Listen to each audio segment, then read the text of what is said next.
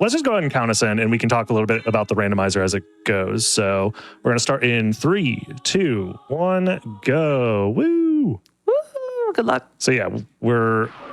as you can see there, we're starting the game with 0 HP. This guarantees that any instance of damage or taking a hit will instantly kill me. Fun fact, there are some ways where you can get hit but not actually die. So that's why we're using 0 HP instead of 1 HP. This is my starting equipment. One thing that is nice about this is because the stats are randomized on enemies, having something that gives me immunity, like Fire Shield, this gives me immunity to fire. That's incredibly useful. Dracula Tunic is an item that increases my damage, same with Covenant Stone. And the only weapon I'm going to be able to use is this Fire Boomerang, which is a single-use item, and my fists right now. So...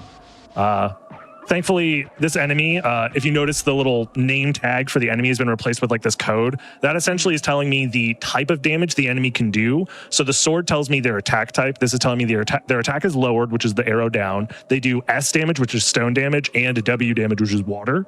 The shield is their defenses. Their defenses are lowered. They are weak to stone damage, which is the S. They resist the next one over, which is H, which is holy. And then the ring, or sometimes you'll see like a little potion, that essentially means they absorb or immune to a certain damage type. The U is curse damage because C is already taken up by a different elemental damage, which is cat damage, which does exist. There's a specific element in Symphony of the Night called cat damage, and there's one instance of it in the game. Okay, well, I'm glad you explained that because I thought this was like some password to an NES game that I had to input. Yeah. Nope. And already we are starting in a very fun room with these guys. It took me quite a while to figure out the strategy versus these guys here, which is we're going to get them stuck on the stairs. Symphony of the Night is a very fun game with 0 flaws, 0 bugs whatsoever. We are going to... the only way to realistically handle these guys is, get them stuck on the stairs, and they're going to be doing this forever. So now I can just kind of punch them. And thankfully, they don't resist punch damage. If they were immune to punch damage, this room would essentially become impossible. Oh, perfect. That's a great example of it. Yeah, so I think we're done. I think this attempt is literally over. No way to get over? I'll try. I might be able to jump over him and then just run for it. That is a legitimate strategy oftentimes, but I have to see if I can maybe get him stuck on the stairs first. Because otherwise, the other enemy's sword is still stuck in the wall. Yeah, Symphony of the Night, perfect video game, 0 flaws, 0 bugs. You know, they made this game on such a wonderful budget. Is he just not going to do the thing that he always does? Well, he saw his friends just go in there and get destroyed, so now he's afraid. Yeah, so he's unfortunately learned the lesson that stairs are not good for him. Yeah, because I don't think my jump can clear this guy unless I'm on the stairs, but as soon as he gets close to the stairs, he backs up. We'll figure it out, surely. Yeah. You're like, if anybody's going to figure it out, it's going to be you. I wonder if it's because I can't do damage to him. I can't like reset his animations. Yeah, there we go. And there you go. Yeah, I don't think that was gonna. I don't think that was gonna be the run. So the way this is gonna work is I'm going to completely redo the seed. That's another part of the challenge. Is every single attempt we just try again with a new seed. So this will take just a second while I get this set up. Shouldn't be more than like, I don't know. Takes like 10-ish seconds to generate a new one. I imagine we're going to be going through a lot of these. Hey, all right. So PB for the night, all right? We're going to keep increasing this, hopefully, as the night goes on. The PB for the night is you killed an enemy. 1 enemy. 2 enemies. Yeah, you killed the wolf, and you killed the armor guy. So that's 2 enemies killed. You made it through like 3 rooms. So that's a lot of progress. Well done. Round of applause for Dragon Blitz, everybody. I'm hoping that we can get at least a couple of bosses done tonight. I did prep 25 seeds in advance. That should hopefully be, they're like pre-created, but they still have to be like applied, essentially. The patch needs to be applied to the game. If we go past 25, I'd be surprised. I'm just going to hop into this next one. There we go. But yeah, so hopefully a better starting room would be nice, or a iteration of enemies that can be damaged with the damage sources I have. That'd be great. Starting gear, fire shield again, I'll take it. Uncursed, that gives me iframes if I use it. That's basically all it's good for in this challenge. And one thing I do at the start is I always like jump a couple of times to see if I start with the double jump. If I start with double jump, it means the starting room is going to be in the second castle. That's just a quirk of how the starting room randomizer works. So this room, I have one option for progression, which is to the right up these stairs. There is another path below me, but I'm blocked by not having the Jewel of Open relic. So I basically am just forced to deal with these enemies as quickly as I can, hopefully. Well, thankfully they're fine. The stairs are rough.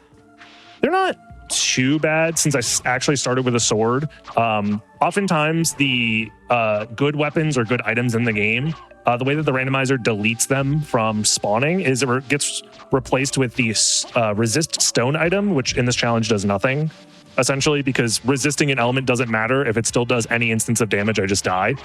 So resisting a element doesn't help me at all. So the fact that we spawned with a weapon and not just a resist stone in our inventory is kind of nice. I'll take it. Because any sort of additional range on top of my fist is nice for like testing out the types of damage these enemies can do. I'm going to go up here and check this item in case it's useful. It's a this is a custom item. The jump here is maybe a little tricky. It's a custom item added to the randomizer, which essentially will increase my total amount of MP here, which is nice. Normally you start with only 25 magic. And since I can't level up, our only way to increase our total magic amount is by collecting those little MP max ups. That's only useful if I find familiar cards. Those will unlock spells for me. So we don't have any spells available now, but if I do find a familiar card, I'll have extra MP to use with those spells. This guy here is going to be annoying. I'll see if I can get past him by baiting him over here and then jumping over him. Okay. And then we're going to reset the room so he doesn't kill us. Gosh, that was nerve-wracking. Nice. Another MP max up.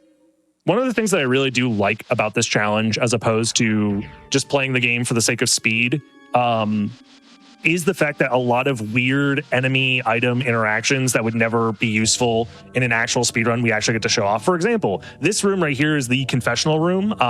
The way that it works, if I remember correctly, is if you sit down in this chair, you have a 50-50 chance to spawn a little ghost priest here. He either has blue robes or the gray robes. If you see the guy with the gray robes, he's like the imposter. He's very sus.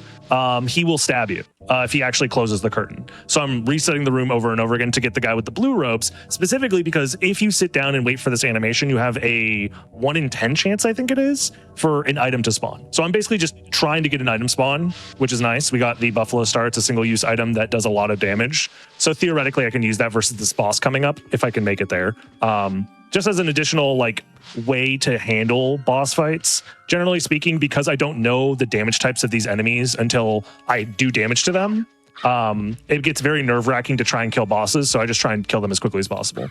Gonna dodge that crow. Hopefully I can do damage to you. Perfect. Get you out of the way. Die in one hit. Okay. This is a very nerve-wracking section because I don't know what if any of these enemies are like immune to slash damage, for example, which is the type of damage I'm using with this Gladius here. I'm going to put this on and increases my stats by a little bit. If any of them resist it or are immune to it, it's a bad time. So I'm kind of just like cautiously testing these enemies to hopefully get through. So things can be a little sketchy sometimes. But thankfully, it just depends on the seed every single time it gets re-randomized. So depending on the seed, sometimes you just never encounter an enemy that actually does you any harm. And sometimes they're immune to like everything. So, well, that's not true. They're immune to at least one status. Sometimes it's none. Sorry, so they're immune to up to one status type. However, if all of them are immune to slash damage and that's the only damage you can do, or even worse yet, if you spawn with no weapon and the only damage type you can do is like, it's called hit type damage. It's like your maces, your fist, your kind of anything that's like not sharp like a sword. That hit type damage is the only thing you have when you just have your fists at the start. And if you just run into a boss that's immune to it, it's like GG's, game over. Nice try. Mm-hmm. And that's why it's called the Impossible Challenge. Yeah. Please don't hit me. So we have our first boss here. This boss is relatively simple. However, all that's said and done when you're supposed to do it without taking any damage. So far we're getting good RNG here with the attack patterns. This attack is good, as well as sometimes Hippogriff will charge up fire and you can just dodge that by crouching. But I think he might have gotten himself in an AI loop that I've never seen before. Or we're incredibly lucky. I'm not sure. Come on, AI loop. Because the odds of him doing this over and over again are incredibly low, I feel like. Oh, there he goes. So yeah, as long as you crouch, you're safe from this attack. The only attacks that we're actually worried about is like if he charges at me from the ground, or if he flies at me from an angle, which those attacks are relatively rare. So we should be fine here. Hopefully, maybe. Yep. And because, of course, we're level 1, we're using relatively weak gear, I'm just not going to be doing a ton of damage versus this guy. And the other thing about the stat randomization is their HP value gets randomized anywhere from a multiplier of 0.5 to 2.0. So they can either have double health or half health and anywhere in between. So this is feeling like maybe this is close to the 2.0. Oh, he's laying eggs and it doesn't matter. Okay, there we go. Perfect. What a tank. Another fun fact about boss fights is oftentimes they'll drop like a life max up item because the way the randomizer keeps you at 0 HP, even though my max HP has increased, it doesn't matter because it just forces my HP to 0. So I can't really do anything about that. Please don't hit me. Okay. I'm glad I timed that properly. These hallways are actually very scary with the bats. But we did it. And we might even make progress to a new zone. That's fun. Strength potion, that'll be useful. And we just found what is quite possibly the best item in this challenge as far as weapons goes, because there's very few weapons that are allowed to spawn that have like the throw arc that comes back to you. This is Chakram. So every time you throw it, it like goes in a little... Oh God. I'm trying to showcase stuff. Please leave me alone. Oh man. Yeah, this is a very strong weapon. The only problem with it is I am in a bit of a predicament because it does slash damage the same as the Gladius here. It does more damage. However, once you throw both out, you are locked out of doing any attacks or anything until those the chakrams come back to you. So it's a pretty committal weapon, even though it has like a wide range that it can be thrown from. But I don't want to overwrite the fire shield because if at any point an enemy does fire damage, I want to obviously absorb that to prevent myself from dying. So we'll try this setup for a little bit and see how it goes. Hopefully it just works out.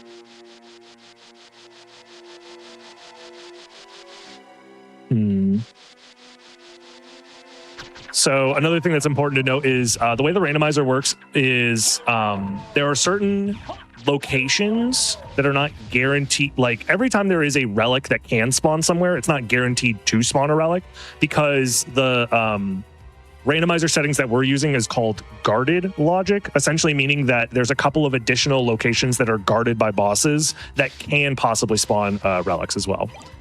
This is the Axe Lord armor. It's not great for a lot of things, but it can be useful for some boss fights. When you put it on, you are turned into a little axe armor guy, but your movement is severely hindered. So essentially, if I know that it's a good, like the axe armor moveset is good versus a boss, I'll use it. Otherwise, I probably won't use it. From here, the way that the game works normally is this warp at the start of the castle entrance here is always open. So long as you get to a certain warp room, you can always warp to this location. So we're using that to basically get access to the rest of the castle here like the normal way. So this is going nicely. So we get to progress a little more. Oh, another thing that's fun about this randomizer, which adds a little bit of suspense, is this is like a custom... No, it's not a custom sprite. I believe it's the map sprite reused for relics to essentially obfuscate what type of relic you're about to pick up until you pick it up. So here I got Leapstone. This gives me the double jump ability, which is nice. That just essentially puts you in situations where just because you can see what a relic is, you actually need to go to the relic and pick it up to figure out what it is. There's like a couple of locations where you could kind of like peek the relic and then leave before actually picking it up. This essentially puts me in a scenario where I have to actually pick up relics if I want to see if they're useful or not. Dynamite, it's a single-use weapon that can be useful for big damage. Getting Leapstone here is also kind of nice just for movement. It'll allow me to obviously like dodge things a little bit better. The other thing that I like about this challenge is I'm oftentimes going out of my way to do extra item checks because every single item can be the difference maker when you're one hit away from dying. There's normally an item that spawns there, but due to the limitations of the randomizer, sometimes randomly items won't spawn just due to getting it twice in a row. That's amazing. Sometimes they won't spawn due to like memory limitations, kind of. So the fact that I just did 2 item checks and they were literally nothing back to back is funny. Food items are basically useless as well. There's a lot of junk items that can come up just due to the fact that we don't need to heal ever because like we're one hit from death no matter what. So finding like food items that are meant to like heal you, or potions are a little bit different because technically when you use them, you gain iframes for about a second. So those are more useful than food items, which give you no iframes and just heal you and are a waste of time. Oh God, where did that axe come from? Okay, we're good. Gotta stay alert. I think I want to reset this room and do it the normal way. I was trying to figure out what's the best way to do it. With double jump, you can technically do a little bit of a skip that's faster, but we're going to play it safe here. This is the most progress I've made in a while, so let's try and hold on to this. Oops. So we're coming up on another boss fight here.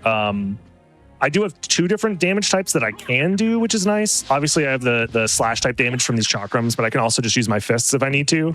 So hopefully, I'm going to attack this guy, open up the map, which gives me time to read the damages and resistances of these bosses here. So I'm doing damage to Slagra, which is nice. Gaibon, on the other hand, I haven't done damage to, so I don't know. He's immune to slash. Okay, perfect. So we are going to need to change up our strategy here. There's a fireball coming for me. So, yeah. Well, you know, you would think fire does fire damage in this game, but no. Those fireballs, I think, are just hit type damage, even though I was immune to fire. This game's awesome. I love this game. Oh, my goodness. Well, you know, we warned people at the start. You know, it's the impossible challenge for a reason, you know. Oh, yeah. I mean, I'm not expecting to actually finish this at all, but that fight is basically free if you're able to do damage to both of them. If at least one of them resists, or is immune, I should say, to the damage type that I do, the pattern that the boss does is a lot more aggressive, and it's very difficult to like handle both of them at the same time. Whereas if you're able to do damage to both of them, you can basically guarantee them to do like the same thing every single time, which it's very easy to dodge. It's very doable. But because they can just randomly be immune to my damage, it's always kind of a gamble going up against them. Alrighty. But next seed.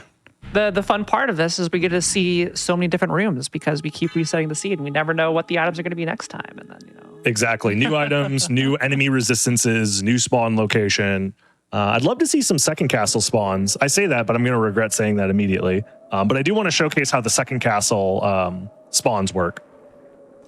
So, I do kind of hope you finish this challenge soon, so that way you can make the impossible lure challenge something. Yeah. Yeah, you know. This is a fun one. We have the Tearfing, which is a weapon that has negative 30 attack power. So if I use this, it literally cannot hurt enemies. Like, it just phases through them. It's a joke weapon that the game has. So spawning with that is fantastic. So yeah, it's basically my only damage type is my fists. So we're just going to hope that that carries. Again, we spawn in the first castle, so we'll see where this takes us. And we're in Aurochs's quarters. Okay.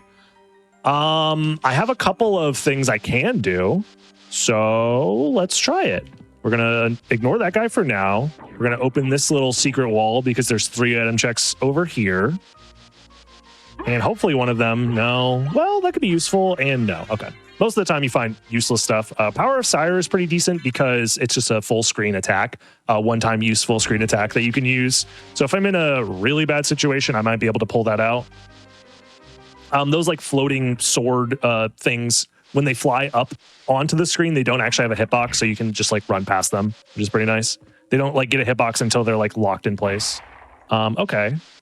So one thing that I often do with enemies is every time I do damage to them, I'm basically checking to see how many hits it takes to kill.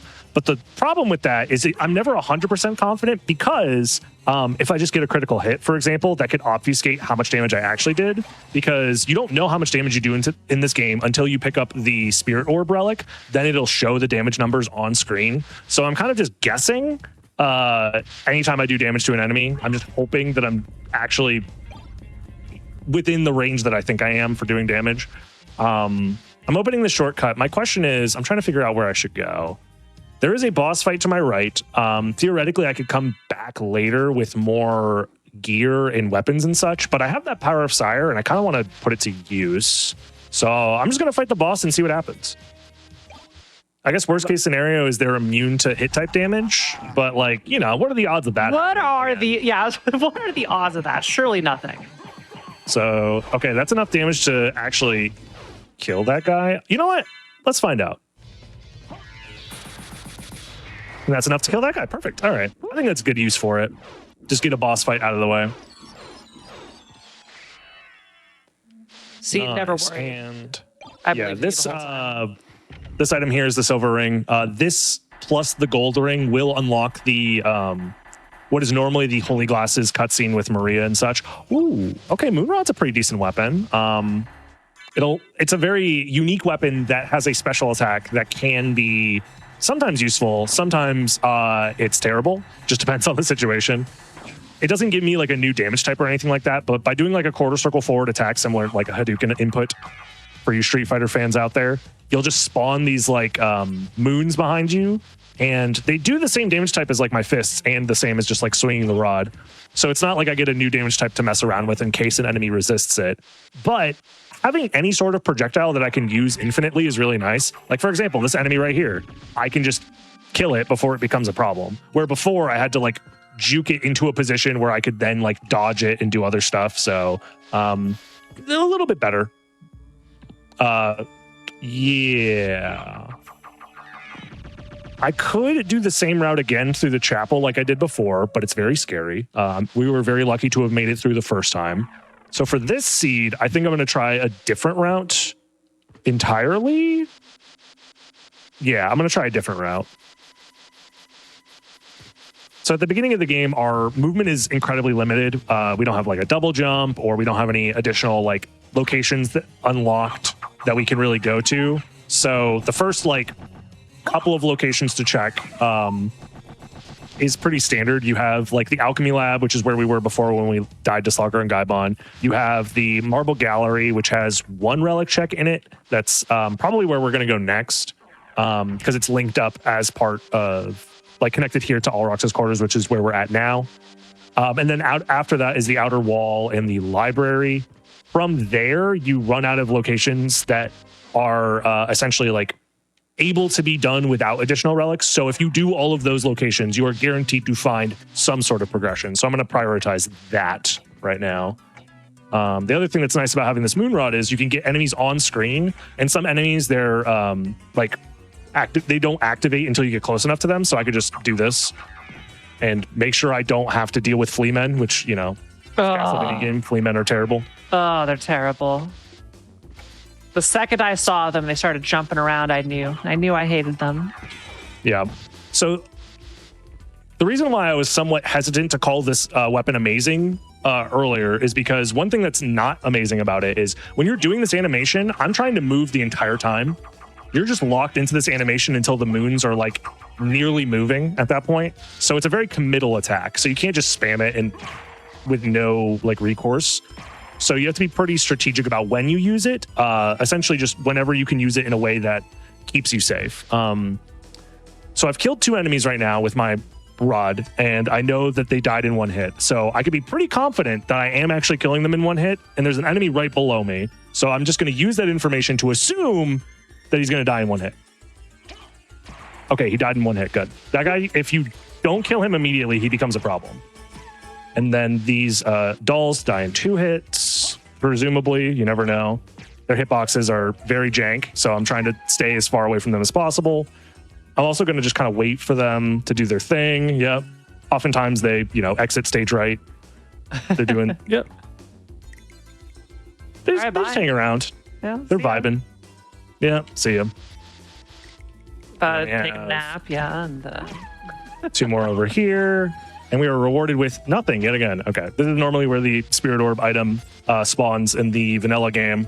But again, like I said earlier, sometimes relics just don't spawn because they're replacing a different location that's normally not in the vanilla game. There's a couple of boss fights that didn't normally have relic checks behind them. So if you see something like that, it means that a boss fight took that relic spot, essentially. And there's only a couple of those in the game. I think there's 4 or 5. I think it's 5. Oh no, I activated this guy. I'm just gonna reset the room. It's not worth trying to freestyle versus this guy. I'm gonna be so real. Every time I get any sort of confidence versus these flea men, I'm instantly proven wrong in these challenges. They have a very high percentage. They have a higher win rate than I do. That's for sure. I'll put it that way. Good Katie. Yeah. Oh yeah. They're unbeatable because they don't. It doesn't matter how many times that I have to go through these rooms. They just keep respawning. I only got 1 chance here. Okay, so far we've been pretty okay with enemies. Nothing too absurd with resistances or immunities. So honestly, pretty lucky. Getting Moonrod also pretty decent. Yeah, from here there's not too much to discuss other than like hoping that we don't run into certain enemies that will make things horrible. Yeah, these Diplosisyphus, I forget how do you say their names, but they're annoying. They just have a lot of HP. It's based off of let us know.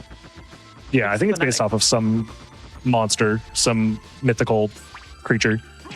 These enemies, however, are surprisingly awful. The way that they move around is very unpredictable. And then once you do enough damage, they start spamming the screen with like these little spores. It's very annoying. In like any other iteration of playing this game, you would just ignore them because they just don't do any, like they don't do a lot of damage. They're kind of annoying, but they're not like game-endingly strong. But obviously, since I'm running around the game at 1 HP or 0 HP even, any mistake is just instant death. So this guy coming up here, I want to get rid of him. So I'm going to test my damage on him. Okay, good enough. He's dead. Perfect.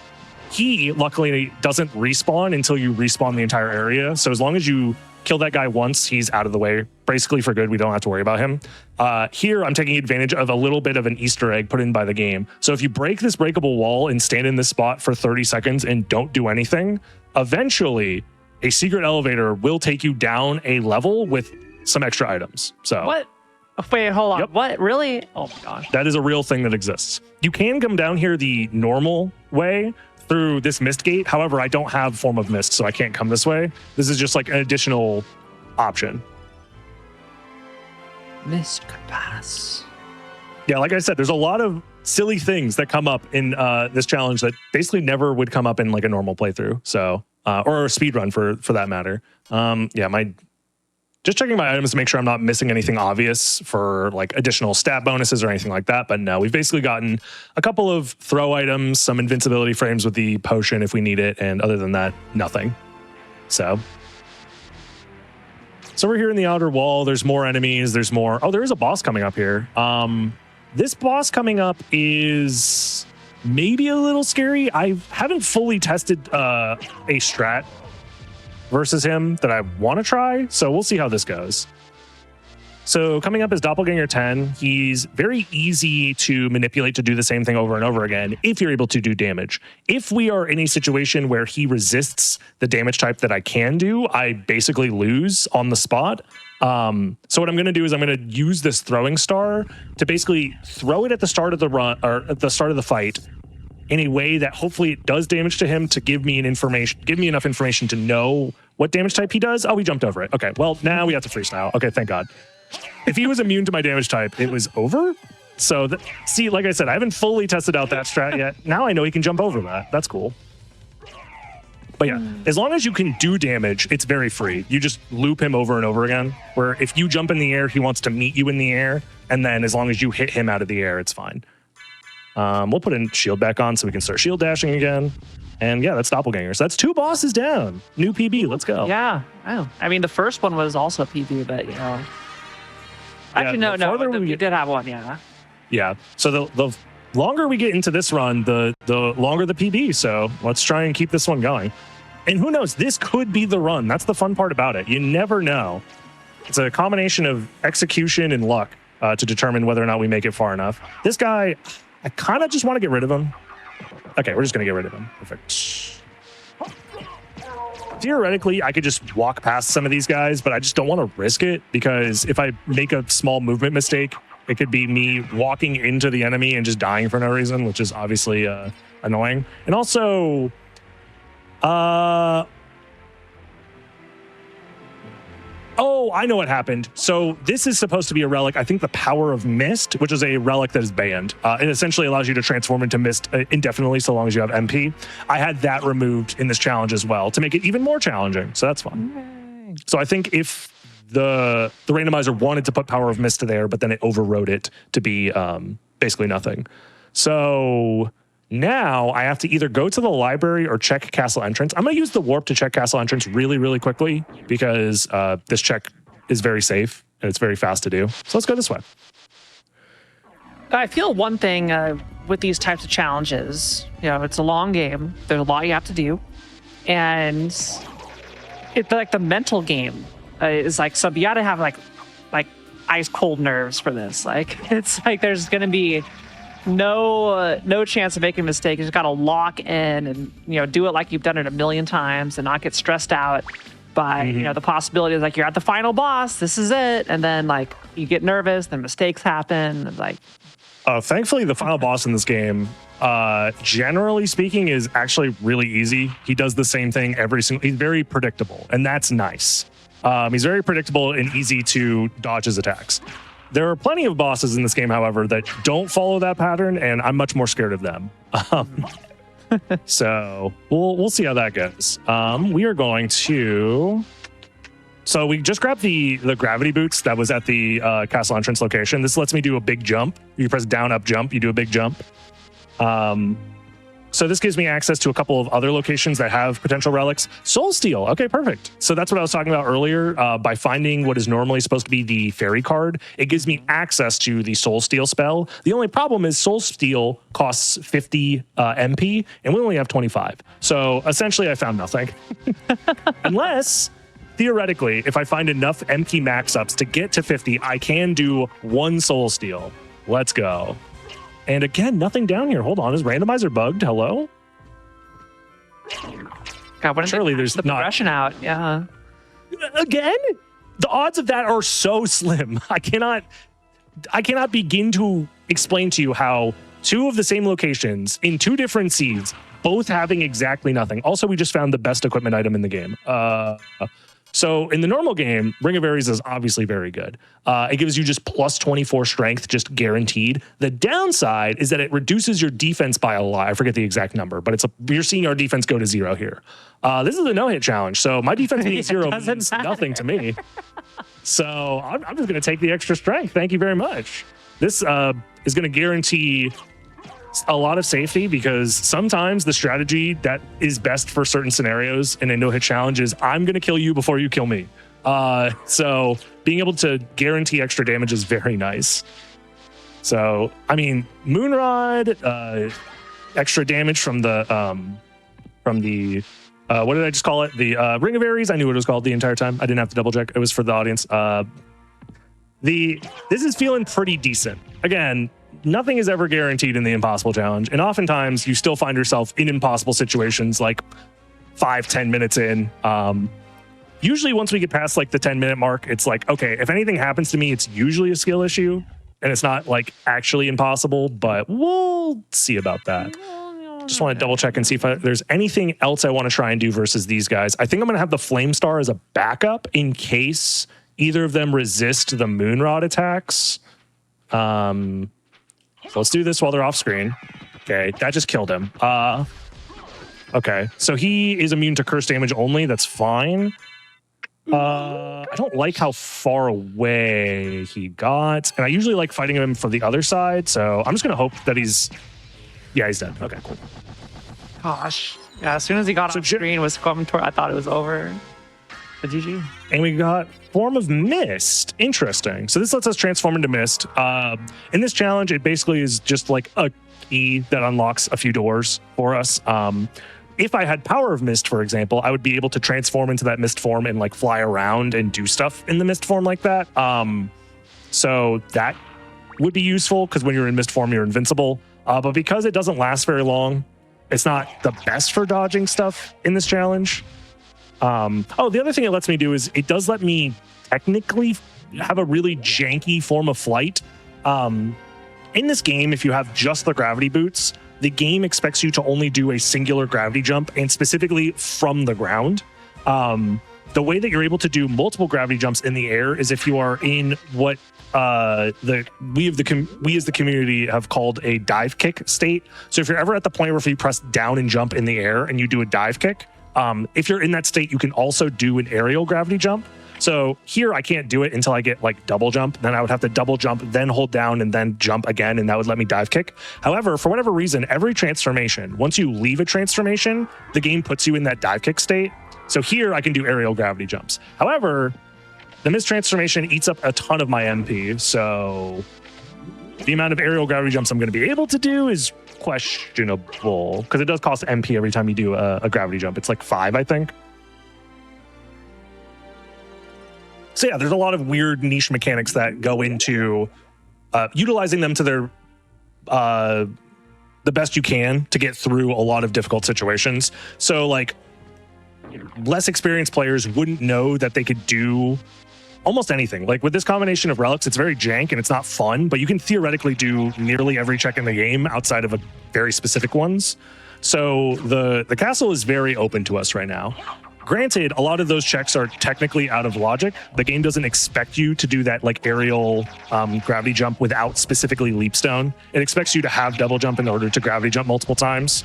So we could do some out of logic checks to potentially snag some early stuff or some stuff early that the seed wasn't expecting, but which can be good. And sometimes it is bad because it just puts me down a path that I don't need to go down at all. But you know, that's randomizers for you.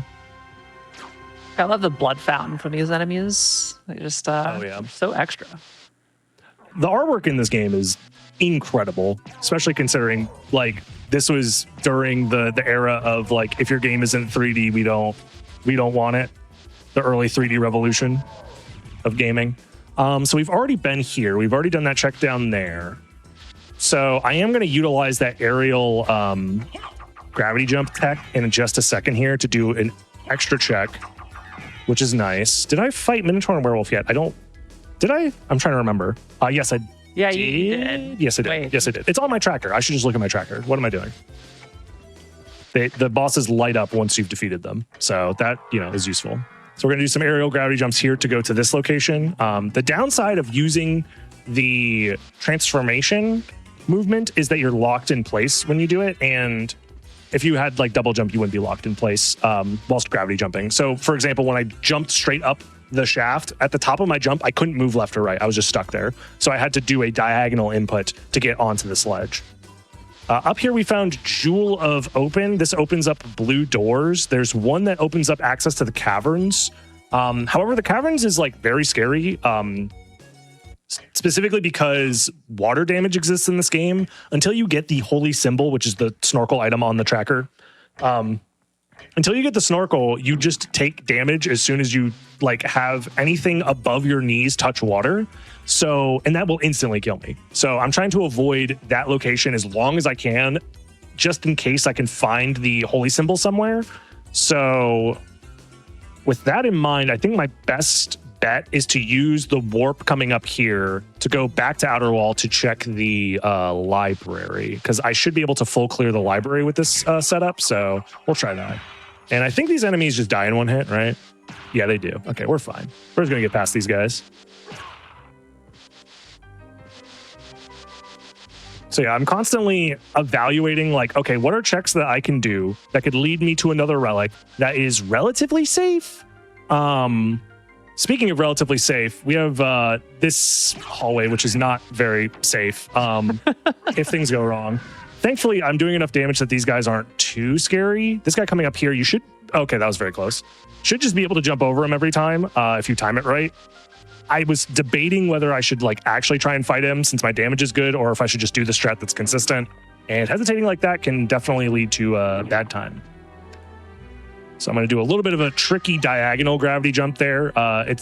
This game is very strange with the input system. Essentially, if you want to do a diagonal gravity jump while grounded, the input is like a trick. You're tricking the game into allowing you to do the input without walking. So the best way to describe this is the input itself is down, up, down, forward, and then jump. The reason being is you need a forward input, but you can't be walking while you do the forward input, which is obviously what happens when you press forward. So to get that forward input, we press down forward, which puts you in the crouching animation and not a walking animation. And that allows you to do the diagonal gravity jump diagonal grounded gravity jump. Jeez. The tech in this game is very weird and obscure. A lot of people don't know how to do that. In fact, there's very often, anytime I like post a video or like am streaming this game and someone sees me do that without, generally speaking, one person will come into the chat and be like, wait, how did you do that? Because it's very obscure. Like, who thinks to press down, up, down, forward in order to do like a giant vertical jump diagonally? Like, this game is silly. I was going to ask if you didn't explain it beautifully. So. I would have been that chatter. Yeah, because if you just play the game normally, it's like you never would do that in normal gameplay. So it's like, how are you doing that? The same thing with like the aerial gravity jumps. A lot of people think that the like doing gravity jumps in the air is like inconsistent because they don't understand that like sometimes they can do it, sometimes they can't. What's really happening is they're not realizing that sometimes they'll double jump before going for the aerial gravity jump, and sometimes they won't. And if you've double jumped, that puts you in that dive kick state I was talking about earlier. So it just comes down to the game's mechanics are a little obtuse sometimes. And like a lot of this stuff I actually didn't know about until I started playing the randomizers more regularly, because in normal speedruns, most of the time this stuff just doesn't come up. But when you're given like a random loadout or random setup of relics and items, that's when it's like, okay, actually knowing every little... That was close. Every little bit of small tech comes into play. And that was an instance of me using that moon rod special attack where I was locked in place and that guy was just coming right at me. So I'm going to be 100% real. That was not skillful at all. That was just, I got so lucky. Like I should be dead. 100%. You need to take credit for it, saying you knew. You all planned, actually. Yes. I calculated the distance perfectly. I knew the arc of that enemy was guaranteed to not hit me. Very skillful. Good. This is what I want. Okay. Look, I know that this is essentially, this entire challenge is just gambling with extra steps, but you know, it's fine. We're having fun while we do it. And we got Summon Spirit. Okay. That's actually great because that's one of the spells that you can actually do consistently. I think it only costs 5 MP. It's very fast to do. And one thing that's nice about spells in this game is not only does the spirit like get summoned and fly out and do damage for me, but after doing the spell for about, it's like a little less than a second, you have iframes. So sometimes I'll utilize those iframes in a way to get past certain enemies or to like cheese certain things, which I hopefully I don't have to do any invincibility frame cheese, but you know, sometimes it comes up. But it's just another tool in the tool belt in this randomizer challenge. Another thing that's awesome to find here, dark armor. This is one of the few like chest pieces in the game. In fact, it's the only chest piece in the game that gives you any sort of immunity. This makes me immune to dark damage. So any enemy that does dark damage specifically, I'm immune to, which means I can just like not worry about taking damage from them, which is very nice. I think the maximum amount of immunities you can have is 4. You could have Fire Shield, which gives you immunity to fire. Dark Armor, which is immunity to dark. If you find the Heart of Vlad, it makes you immune to curse damage. And then there's certain circlets that you can wear on your head that have different immunities. There's like thunder immunity, poison immunity, fire immunity. So there's some overlaps, but essentially the most you can have is 4. And even on runs where I've had 4 different immunities, I've still died because, you know, randomizer is random. one thing I'm doing here is I'm checking the relic that this guy has. It's just Fire of Bat. It's set to 0 money. So the way that the rules for buying stuff in the shop is that I'm not allowed to spend money, which means I can get this relic if I want to. And like, sure, I guess I'll get it. Fire of Bat is only useful if you have the Bat relic, which I don't have. So it might come up later. It probably won't. So there's another relic check we can do here that's normally locked by the Mist relic, which is what we got. But it's also guarded by a boss. However, the rules are that we have to kill all the bosses to beat the game. Like literally, if you get to the end of the game, the only thing that will open up the final boss room is if you've already defeated all the prerequisite bosses. So like it is like we are forced to do that. So since I'm already here, we'll try it. This hallway is very annoying, however, because it's full of some of the worst enemies in the game. But I have spells. I have options for dealing with them. I'm just going to hope that things don't go wrong. Okay. Yeah, we're fine. See, everything's fine. There's still more of them, but everything's fine. So the reason why that's so scary is because the flea armors, the ones with the axes that I'm running away from right now, once you do damage to them, they then pop out of their armor and become flea men, just normal. So you have to kill them twice. They're both very erratic in their movement. It's like they are the worst enemy in the game by far. You can't just kill them in one hit. They bounce around like crazy. They're horrible. Thankfully, I have a decent combo for dealing with them with spells, which does not normally happen. Like this guy down here can be a real pain if you don't have spells to deal with him, because he's just jumping around down here and you just have to time the exact right moment to kill him. But then you have to kill him twice. It's awful. I've died to that guy many times. And your reward for doing all of this is a boss fight. So I'm just going to double check and make sure. Is this really the loadout I want to be using here? Probably. Theoretically, I could try and use the Bat Pentagram.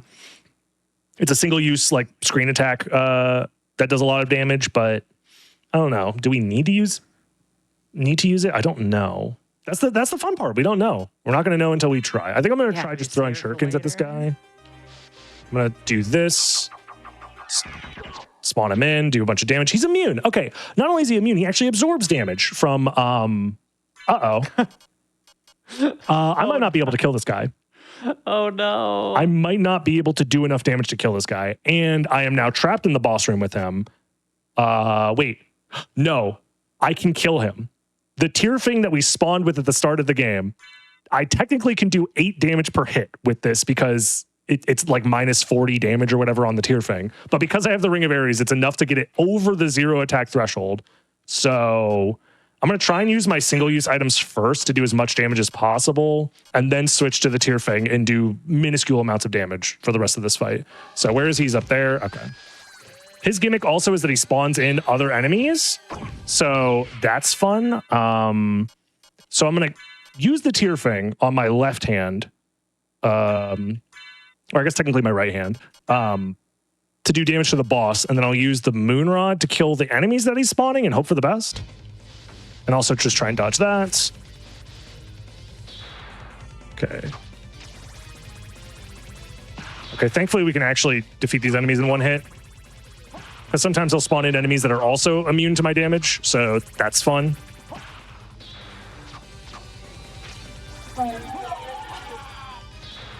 Dude, did that seriously not hit him? Oh, I must have been pixels away from hitting him the first time. No. Oh, brutal stuff. I was feeling pretty good about this one. Unfortunately, the absorbed damage is too much. Yeah, it's brutal.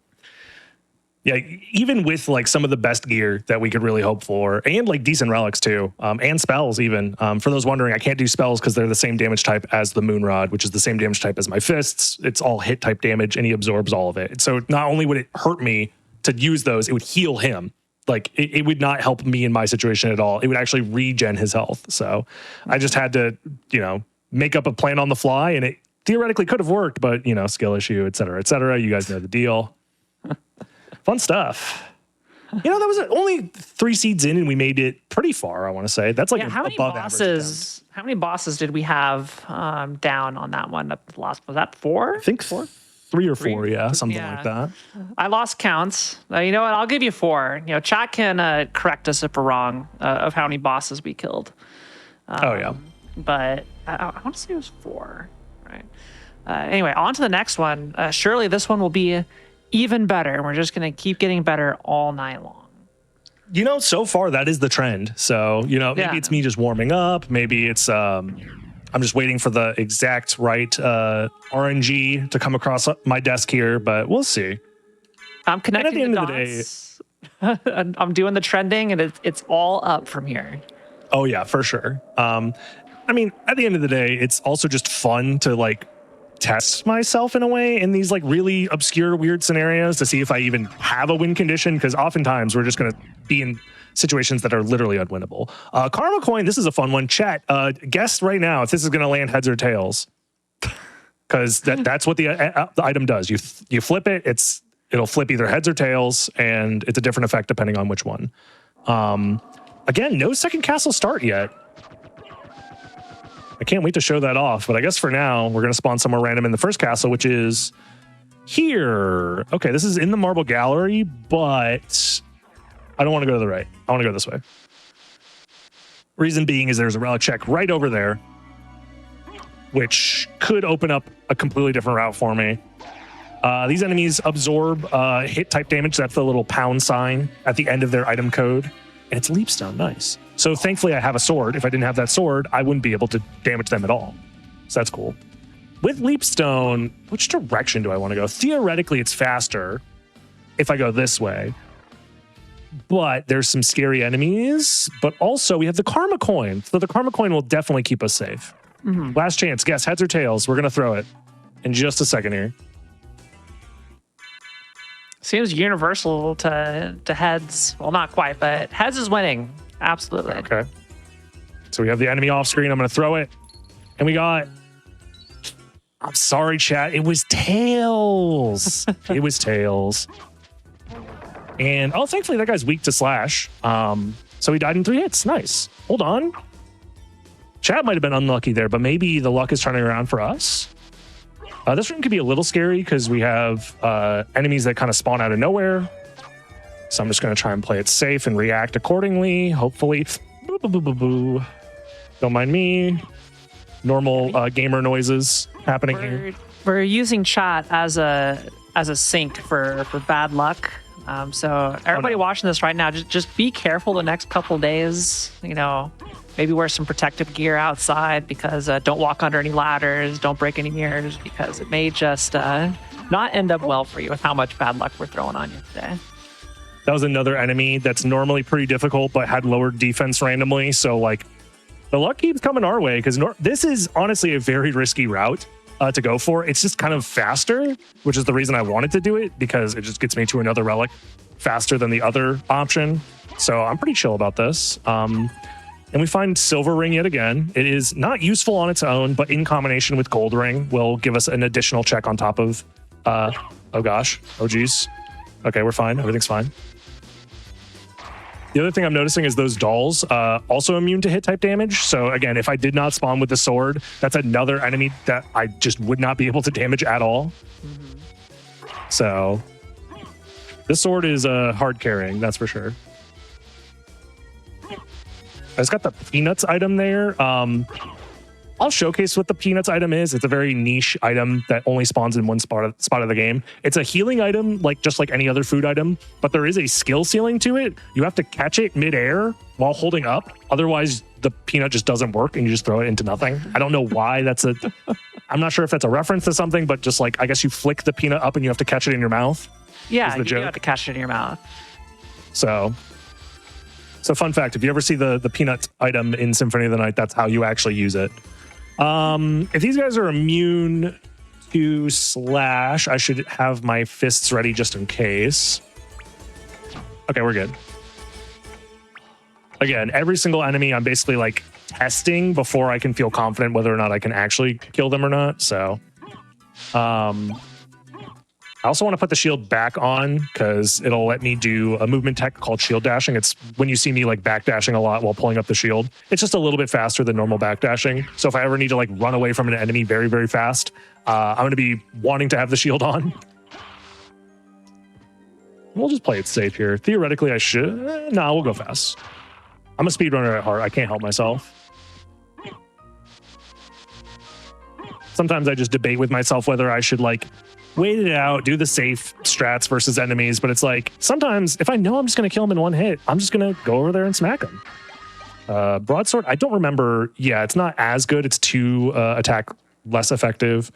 Wizard Hat increases our damage by a little bit. I'll put the silver ring on for now. Oh, fun fact about the Sunstone.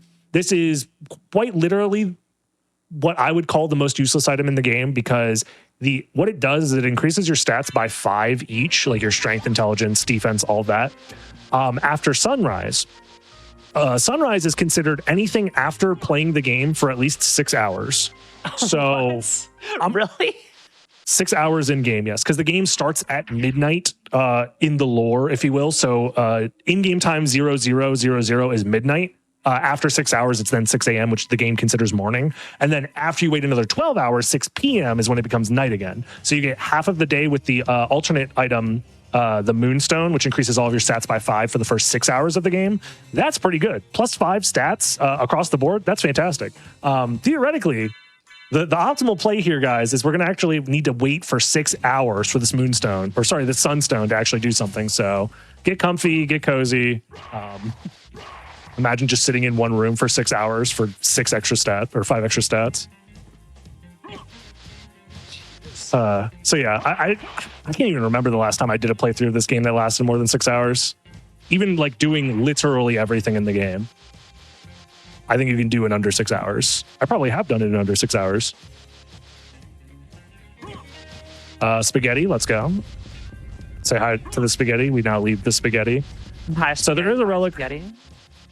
There is a relic coming up here. I'm going to try this boss fight. I have 2 different damage types, which means I'm guaranteed to at least find 1 damage type that hurts these guys. I'm going to try with my fists first because the DPS generally is pretty decent just punching these guys. I see that he's weak to slash, but it's enough to just kill him outright, which is fine. I'm going to jump over this guy, and then hopefully he's not immune to slash. He is not. So now my goal is to just play it patient, try not to give him an opening that just kills me. He should be doing a dash of some kind here. Yep, there we go. He might dash again. No, slide. Okay. I'm waiting for him to do another dashing move. There we go. Get him into the corner. Yeah. I theoretically could punish him here, but it's a little scary because he can do that attack where he jumps forward. There we go. So this boss fight is all about patience. Just biding your time, waiting for your moment, making sure you're far enough away to react to his dashes like that. Because if you don't react to that, I've died many times to him just dashing in my face. So, but punishing the end lag of those is basically best practice for that guy. Minotaur, on the other hand, he's annoying. I don't want to deal with him. And we got Summon Spirit again. Let's go. Nice. So we're rebuilding, chat. We're getting back to where we were before. Magic Missile can be useful. It's a single-use damaging attack. Theoretically, it might come up. I don't know. I'll just pick it up. It's fine. So yeah, any seed that spawns me with like a usable sword, honestly, is like pretty decent compared to like what it can be. I am leaving a warp behind, so I think I'm going to go back for that warp. Especially with Summon Spirit, I can showcase the invincibility frames from spells a little bit better here, because there is a strat to get past the hammer and blade guy coming up here. All I have to do is Summon Spirit, backdash past him with the iframes, jump over this guy, and it's a quick way to get past them that's relatively safe. Theoretically, I mean, it looks scarier than it actually is. The iframes last a decent amount of time, but I've definitely mistimed the iframes and have died there many a times. It happens. It's a little bit scarier this way because this guy's going to be chasing us. And you also have to delay a little bit there because he's holding the hammer above his head, and you could just backdash into the hammer if you're not careful. So, unfortunately, the best decision right now is probably to go through chapel again. Unfortunately, I just hate going through the chapel early because there's just so many enemies all the time, and all it takes is one of them to be like immune to slash when I'm not ready, and the run's over. However, alternatively, my options are to go through the clock tower to get to the castle keep, and the clock tower is even worse because it's just enemies that are constantly flying, randomly spawning. It's miserable. So we're going to choose the horrible but less horrible option here. And just hope for the best.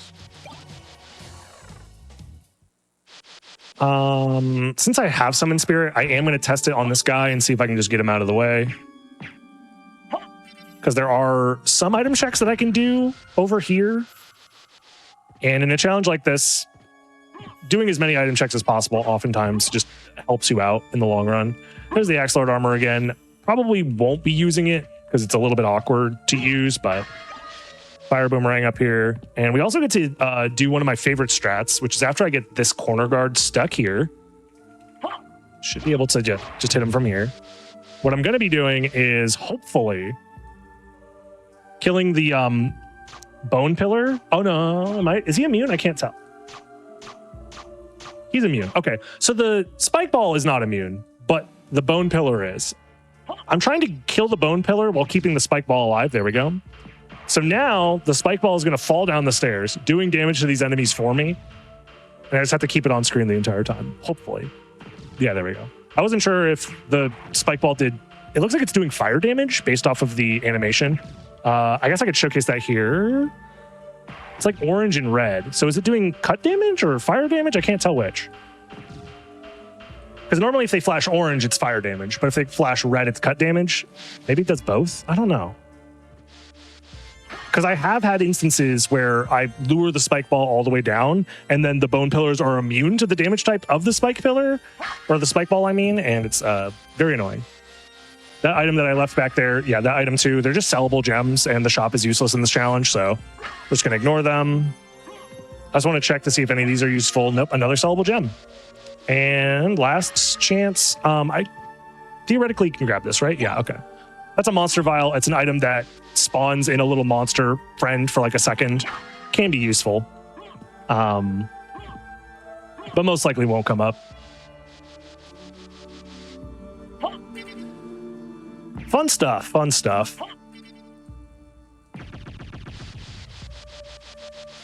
So I guess we're just going to go through the chapel now. Hope for the best. Oh, it'll be fine. It'll be fine. It'll be fine.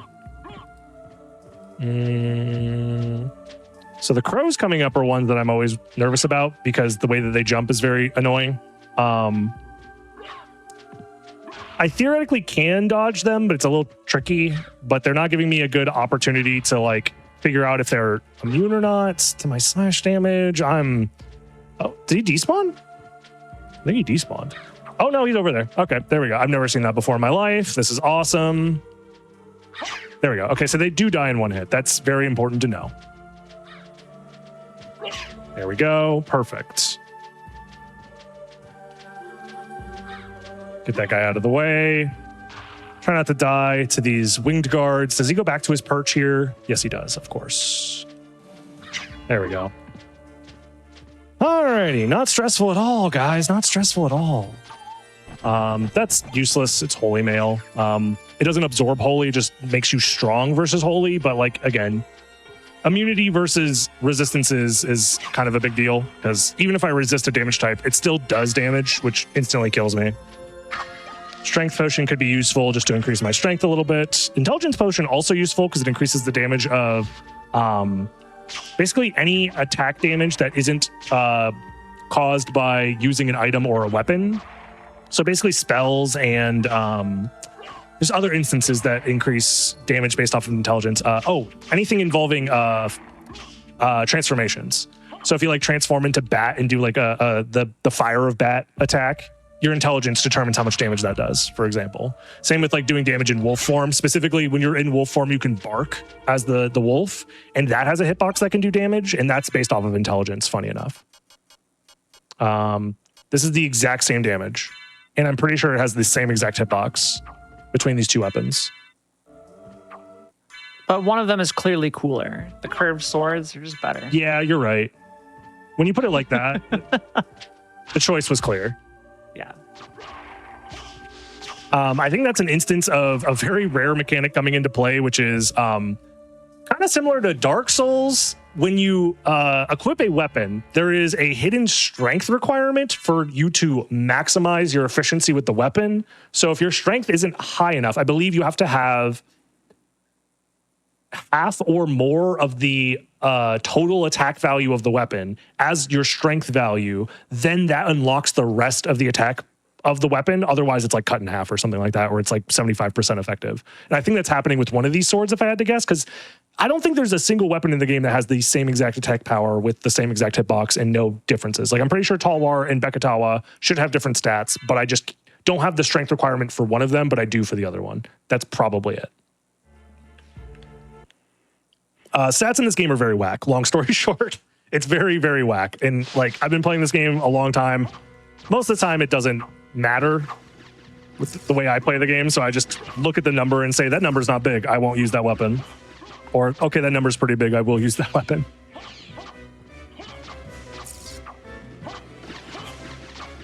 All right, back to this guy again, who hopefully won't troll us with any weird attacks.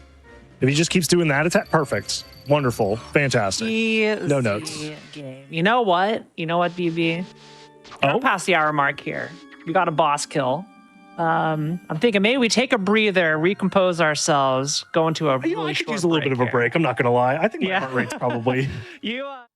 Hello, everybody, and welcome back to Game Masters. I'm your host, Kiara_TV, and I'm joined by Dragon Blitz, bringing us the Castlevania Symphony of the Night impossible challenge. And it really does seem impossible, but we've made some progress, just a little bit of progress. But you should also know that Back to Black, GDQ's all-black charity speedrunning event supporting Race Forward, goes live February 5th to 8th and is currently accepting run and volunteer submissions. Submit your runs at gdq.gg/submits. For more information about the event, you can visit gdq.gg/BAF. Dragon Blitz, we just killed a boss. We got a decent set of items. How are you feeling about this seed before we get back into it? It's okay. We still have a couple more rooms to go, but I'm fairly confident about the enemies because I've already tested my damage versus all of them. So as long as I don't have an immediate skill issue, we'll be fine. Surely, right? I'm going to reset this room. Chat believes, yeah. I'm just going to reset the room because I forget what animations and whatnot was going on here. We're just going to fresh start. There we go. We should have just a couple more guys here.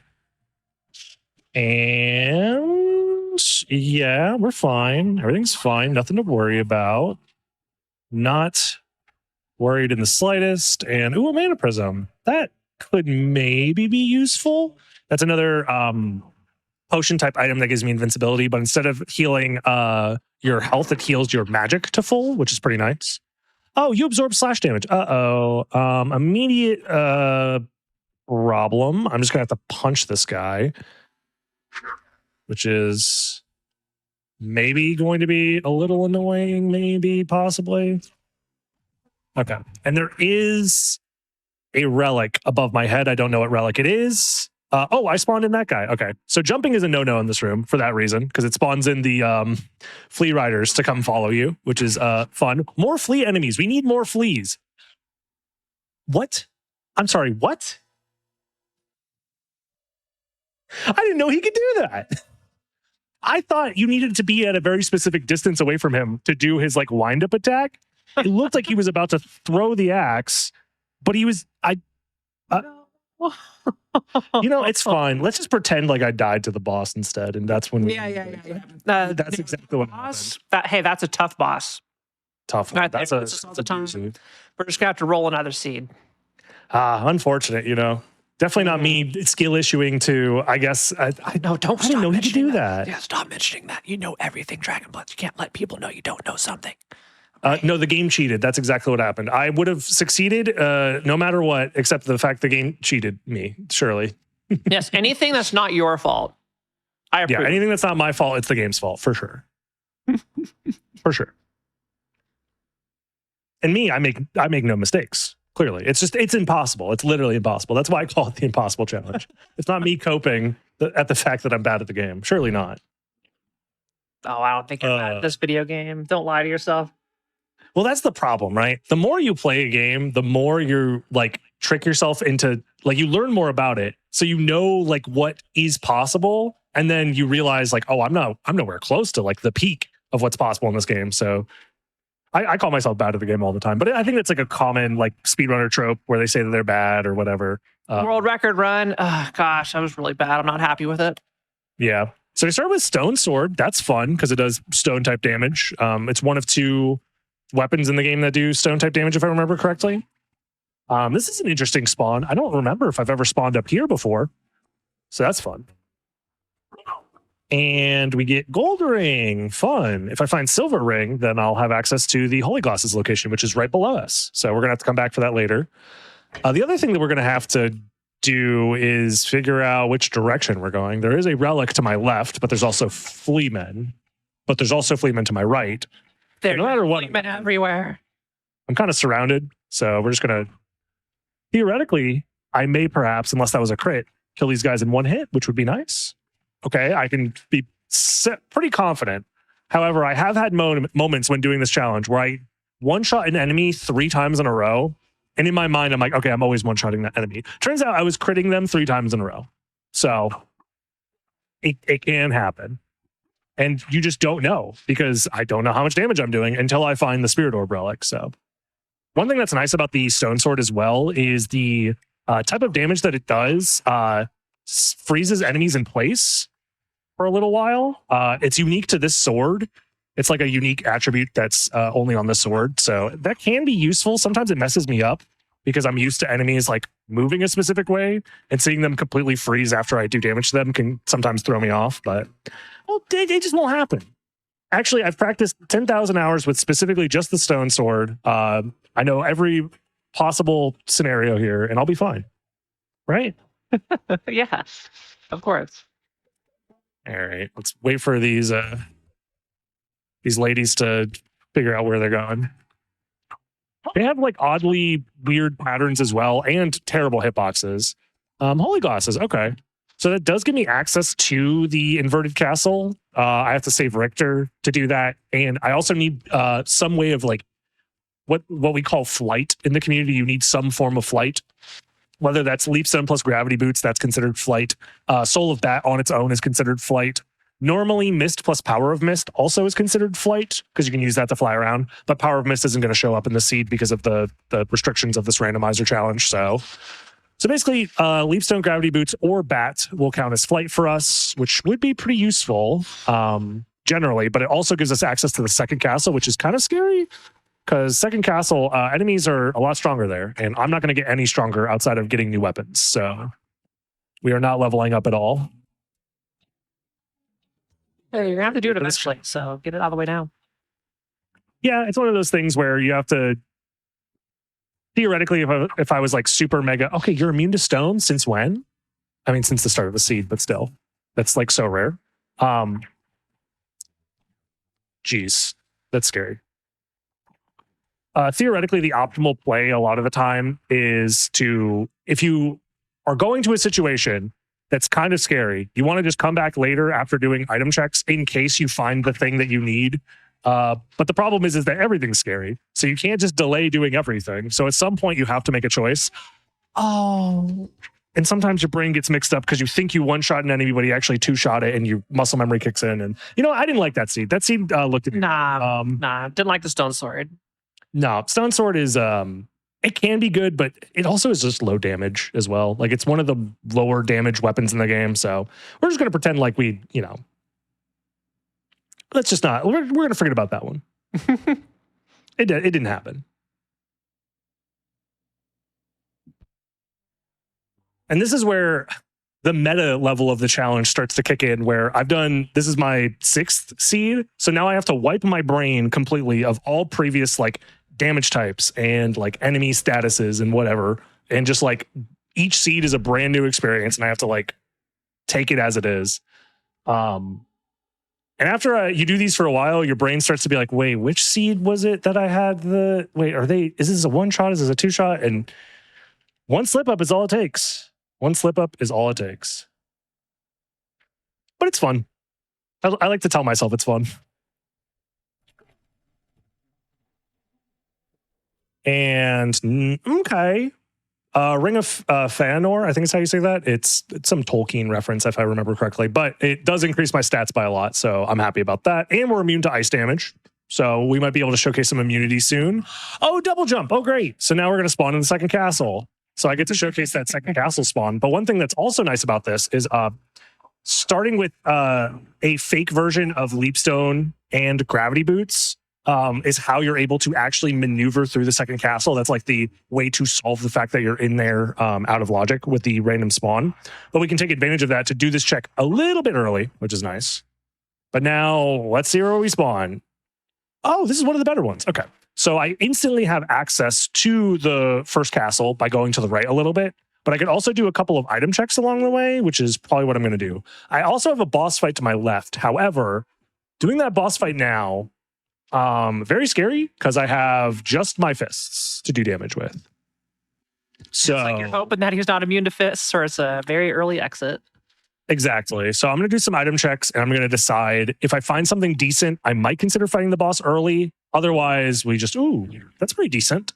Scary, but it's decent. This is what's called, the Zweihander is one of a specific type of weapon, which we call a thrust sword. It's a 2-handed sword that if you press back, forward, and attack, you'll do this little thrust that like forces you forward and you hover midair. This is important because it gives you a dive kick afterwards, which is that dive kick state I was talking about earlier, where you can gravity jump after this, which is really nice. So sometimes with just gravity boots and a random thrust sword, you technically get like a janky version of flight that way. The downside is when you use this for combat, sometimes you want to reposition yourself and then turn around and attack. But if you do it too quickly, you accidentally thrust directly into the enemy and die. That has happened to me many times. So you have to be very deliberate with your inputs when using this type of weapon. But right now it's the best weapon I have access to, so I'm going to use it and just hope that I don't make a mistake. We're going to do some extra item checks. Nothing too useful. I'm just basically skipping items that I know do literally nothing. Oh, jewel knuckles. Okay. That's basically just my fists, but better. So that's nice. So now I have 2 decent damage types that I have access to for both slash and hit type damage. So I can be pretty confident to try and fight this boss. It's not going to get much better. So let's try it. You know, the point of the challenge is to fight some bosses at the end of the day. So we'll try it.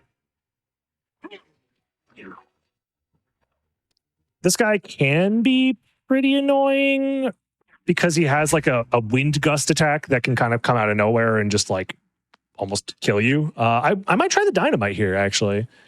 The thing that's funny about the dynamite is I think it has a 1 in 8 chance to be a dud. You just throw it out and then nothing happens. So we're going to hope that that doesn't happen to us, but let's see what happens. That's a good detail. Oh, never mind. It was perfect and I killed him in 1 hit. Because he was weak to fire, and that does fire damage. I think that's why I killed him in 1 hit. So that's pretty decent. I'll take that. Nice. And we get Tetra Spirit. That's a great spell. Fantastic spell to find. All right, we're so back. The run would start in the inverted castle. Yeah, inverted castle spawns are very scary, generally speaking, but sometimes you can get some stuff taken care of out of the way early, and I kind of like that. And you can get extra relic checks done. Like, for example, I don't like doing this, but I'm feeling maybe a little confident after seeing the Tetra Spirit here, as well as like that boss kill. So these enemies generally have very low HP, but they're a little annoying to deal with in the normal game. I'm going to just test my damage on them using the Tetra Spirit. See how much... Okay, it seems like they're very weak, which is nice. So I should just be able to kill them in 1 hit, hopefully. Yes. I can be pretty confident about that here. Okay. That's pretty nice. There's some more item checks over here, as well as a boss fight that has a relic drop coded into the boss. So that's why I'm going out of my way to go here a little bit. After this boss fight, however, I think it's very difficult to justify staying in the second castle when the first castle is right there, where it's going to be a little bit safer and I'll be able to make a more solid progression. So, yeah. The other thing that's a little scary here is just where these enemies spawn. I don't want to drop right on top of them, so I'm going to just maneuver around them the best I can. They just kind of float there. They're chilling. There are other enemies that are a little scary that are coming up in this hallway. But as long as I'm attacking, they should leave me alone. There we go, by doing that. So if you're in the middle of an attack animation and you're close enough to them, they just hug the floor and leave you alone, which is nice. And now we have Medusa. As long as she's not immune to slash, it should be free, I want to say. But I think I'm going to try with my fists first. Okay, she's weak to slash, so I'm going to switch. Problem is I just need to be close enough to her that she doesn't hit me with that stone beam, but I can't be too close or else she'll swing her sword at me and that just kills me. So I just have to position myself properly, and okay, we actually made it through. Nice. Not bad. And we got nothing. Okay. I think we've pushed our luck as far as it's going to go in the second castle. I think I'm ready to call it here. So let's go back to the first castle where it's relatively safe. Not actually safe, but relatively safe. Get these balloon pods out of here. Jump over here. I should be fine if I do this jump like that. Okay. And we know that we one-shot these enemies coming up, so, you know, not bad. We're doing okay for ourselves. Things could be a lot worse. 2 bosses down. Have decent stats. Could be worse. Okay. Even though I know I kill those guys in one hit, it's still nerve-wracking to, like, I don't know. The trust that you have to build. Yeah. Especially because I technically don't know how much damage I'm doing, theoretically. Like, it's very unlikely, but theoretically I could just be critting them over and over again. And then the one time I don't crit them is the one time I just trust it and then do what I did last time, which is just backdash into an enemy assuming it's already dead. Okay, so fun fact about the second castle starts is you're able to use the warp to go back to the first castle like normal, but as soon as you cross a specific threshold, which is this right here, this little pillar in the background, as soon as you cross this threshold, the game will then load in the regular version of this room again, which if I were to go back here, you could see the screen stop scrolling. If I were to go into this load zone, I would then have to fight Richter, which leads to the bad ending if I kill him. Or if you have the holy glasses, you then hit the shaft orb that's like controlling Richter a few times, and then that enters you into the second castle. I don't want to do that, obviously, but that is how we're going to have to re-enter the second castle. So until then, we're kind of just exploring. Oh, great. I found an opal circlet. Well, I already have the opal circlet. That's fun. Ooh, another dynamite. I'll take it for sure. And we got the crystal cloak. So I guess new drip. Doesn't really matter as far as damage goes, but different cape color. That's fun. So there is a relic below me that I could try and get, but it's a little scary. I think theoretically the optimal play here is to fight this boss next to me and do a few item checks before dropping down there. So I'm going to do that because this boss is very free so long as I can do damage to it. Okay, that's ridiculous. It's immune to hit type damage and it resists slash. But thankfully I have slash damage. Otherwise this would have been another impossible situation. Oh man, I love this challenge. But yeah, for whatever reason, I don't know why they programmed this guy this way, but as long as you don't let him touch the ground, he like has an infinite like knockback state that he's in. So as long as you just keep hitting him, keep juggling him, he never fights you. So it's a very free boss so long as you can do damage. More dynamite? Yes, please. I'm going to check these pillars real quick because it's pretty free to do so. And okay, nothing useful there. There's another item check below me. I'll do it. And then after that, I'm dipping out of here because this place is very scary after this room. So that's a diamond. Okay, that's useless because it's just a sellable gem. It doesn't do anything else. And money means nothing to us in this challenge because we're not allowed to spend any money. So we're just going to ride on these pendulums back over here. And now I have to make the call if I want to try and do the relic check or not. So one thing I can do is I can delay it a little bit and fight Hippogriff instead. And on the way to Hippogriff, I should get visual confirmation if there's even a relic there or not. So I think I'm going to do that. So I'm just going to wait for this little platform so I can do this item check over here. And strength potion, sure, I'll take it. I'll probably use that on the next boss just to guarantee a kill. And we have these guys coming up. No surprises this time, hopefully. Just checking to see if this does more damage. It does not. So even with the damage I'm doing, it's a 2-hit. Wow, that's crazy. Must have a pretty high HP value. So I have to be careful not to jump here because it'll spawn in enemies above my head, which is scary. But I do kind of need to jump to kill these guys. And okay, we're fine. Let's just get out of here quickly. I did see the holy glasses there. So I'm going to need that at some point, but I don't need it yet. Holy glasses are basically just a key that unlocks the second castle, but I need flight to do the second castle anyways. And like we did earlier, we were already in the second castle, but I got out of there because it was scary and not probably not worth doing right away. So yeah, we probably won't be coming back there for a little while until we find at least like double jump or flight or something like that. So for now, because we're on this side of the chapel, it's a little bit easier to get to the boss, which is nice. Yeah, that guy ran at me in a way that I didn't like, but we are fine, right? That's the last guy? That is the last guy. I might not need a strength potion, but I think I still should. Let's not get greedy with our items. Let's just use them when they're efficient to do so. I'll sort my inventory just to double check and make sure I'm not forgetting anything. Okay, I'm going to give him some space for just a second here. Make sure I can get closer.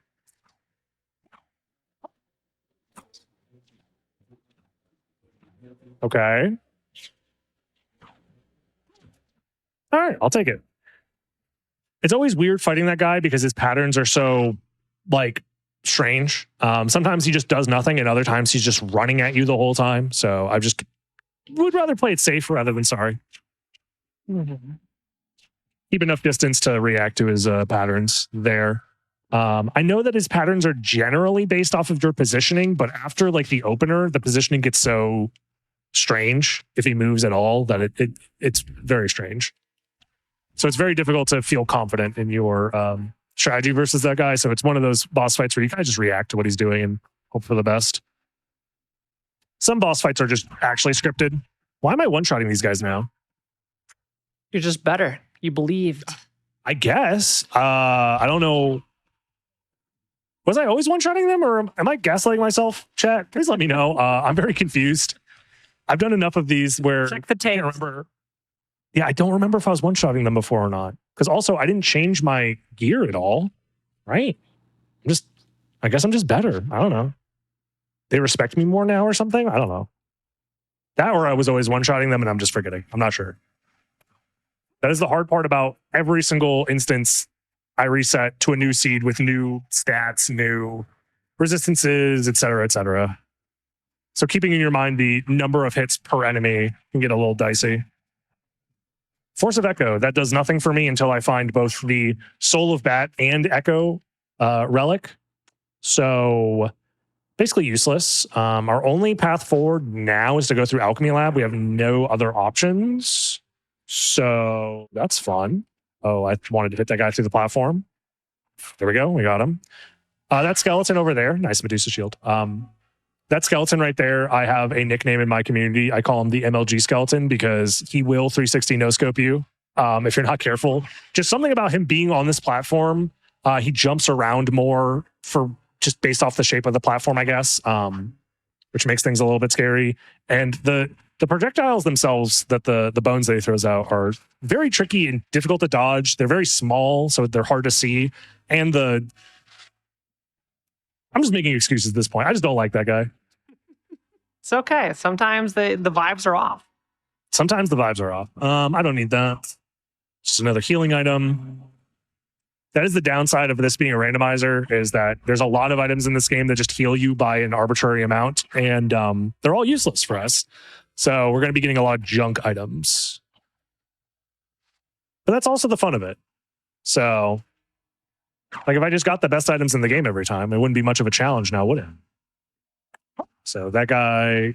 Oh, how did that happen? I'm so glad I reacted in time. So normally when you get past this switch, it only presses once, but I like double pressed it somehow. This game is so no jank at all. And those spikes, if you walk into them, you do take damage and you do die. So I'm glad I reacted to the sound effect of pressing the switch twice. Jeez. The game's trying to give me a heart attack, I swear. Mm-hmm. Alrighty, one more item check up here. And it's a more standard sword. So here's where, oh, bless you. I think this is where I have to decide if the extra damage is better than having the utility of also having a shield equipped. And I think for now, the extra damage is worth it because it's pretty decent damage-wise. Because having shields it's pretty useful in a lot of regards. The Medusa shield in particular is nice because it also has a hitbox associated with it. Not every shield can do damage, but the Medusa shield and the Dark shield are two shields that when you just go into contact with enemies while holding it, it does have damage. It does cause damage to them. So that can be useful. The other thing that's useful about shields is you can cancel certain animations by pulling up your shield, and that can be useful as well. But I kind of just want the extra range from the sword and the extra damage, so okay, we're doing this. Of course. Well, now I should have just used my dynamite. I was too busy yapping. It's fine. We have a plan here, which is we're going to touch a spirit, hope for the best. Well, they got it fixed. Touch a spirit. This is scary. It's fine. Oh no. Okay, so his fireball attack is also random. I'm pretty sure it's like, I don't think it's on a timer. That one might actually be on a timer, but his positioning when he walks forward and backward is random. So I was hoping that I'd be able to jump over it, I guess, because I was trying to throw out the sub weapon that I got to do damage to them, because that does poison damage or holy damage, actually. Anyways, again, these guys being immune to my damage, just, unlucky. Very unlucky. But that's the fun part, right, guys? We love watching me die to the literal first boss in the game, even though I have like 10,000 hours playing this game. It's fine. No, it's fine. No, hey, we also didn't like that seed. Yes. Wasn't going where we wanted it to. Bad vibes, for sure. Oh, man. I wonder if it's because there's two different bosses there, but I feel like I have seen them resist at least one of my damage types, the one that I'm actively using, so often. Maybe it's just confirmation bias or something, but man, I feel like those guys give me more trouble than most of the bosses in this game. I think it's because it's a duo boss and they're both randomized separately, their damage types and stuff. Oh, well. I mean, we're only 7 seeds in, actually, so... Mm-hmm. You got 18 more to go tonight. No, we're not. We're going until 1 a.m. Eastern, so we just make sure we're prepared. Yeah. Yeah, we're more than prepared. And honestly, we don't need more seeds if we just finish the run right now. So strap in, folks. This is the run. We got our Medusa shield back. We got the Bekatawa, which is just a sword at this point. So being able to do stone damage. Okay, like for example, these guys, they have a weird animation thing where you can hit them and knock them back, even if they're immune to the damage type that you do. So they're immune to slash. But yeah, so I'm gonna need to use the Medusa shield to kill these guys. Oh god, that's terrible. But hey, we got Soul of Bat. That's basically the best relic in the game. If you've ever seen a speedrun of this game, one thing you'll notice is that speedrunners love to be in bat form all the time because they get to utilize a movement technique called wing smashing.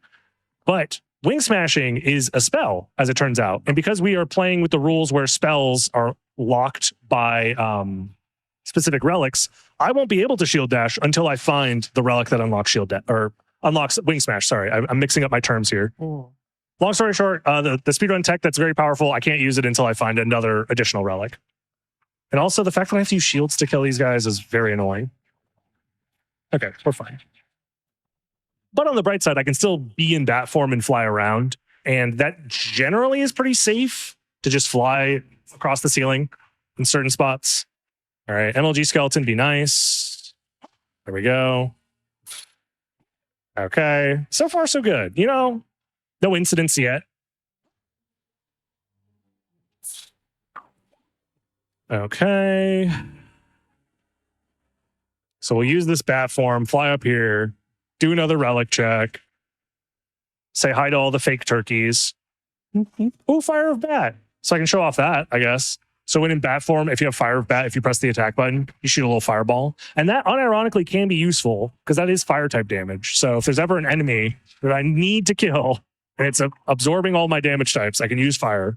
So it's not great. It costs a lot of magic, a lot of MP to use it, but you know, it's something. You also are like locked in place while you do it, so you're pretty vulnerable. Another sellable, basically useless, but it's fine.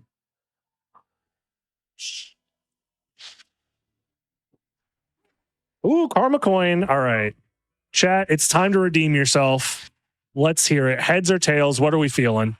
We'll use it on the next boss coming up. Yeah, because it has to be 50-50, right? Oh, I'm going the wrong way. I do want to do this item check. That is if it tails every time. Work.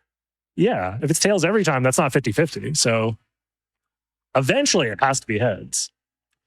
Yeah, and since we had tails last time, it's guaranteed. So that's fine. Yeah, basically. That's the way I see it, you know? Yeah. That's how math works, I'm pretty sure. Yeah. Alrighty, let's just jump past this guy. I don't want to deal with them. Same with not dealing with these guys. We're just going to fly through this room. Perfect.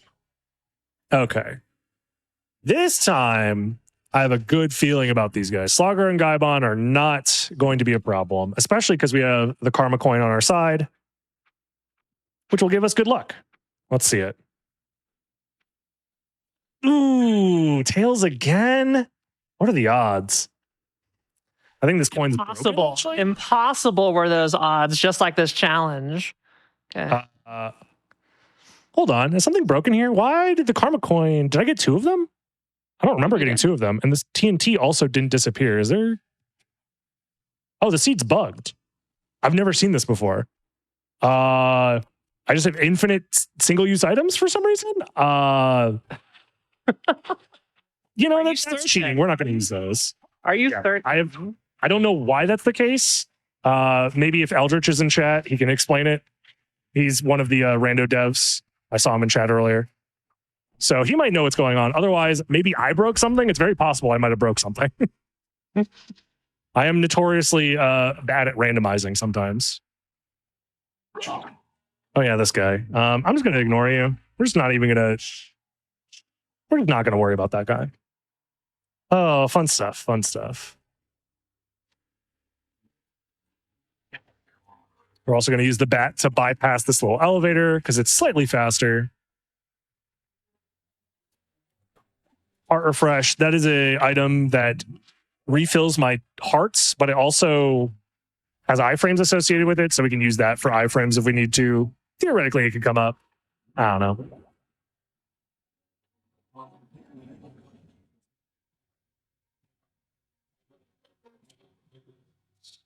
Oh, well. Long elevator ride back up. I will say having bat this time around does change our options a little bit. Having access to flight this early opens up the castle quite a bit. So I'm going to be having to make some pretty tough decisions coming up here in a little bit. But, you know, we'll figure it out. Oh, yeah, these guys are annoying. I still don't have anything better, huh? I don't trust killing these guys with shields, but Something about it just doesn't feel right, but apparently it works. Okay. I'm just worried that they're going to like walk into me. Yeah, calculated. That's all I'm going to say. That was 100% calculated. Because I know that they changed their pattern based on if you are facing them or not, as well as I think if you have started hitting them, or maybe it's just based off the position that you're facing. I can't quite remember. You know what? I have bat form. We're flying over these guys. When in doubt, fly over in bat form. It's fine.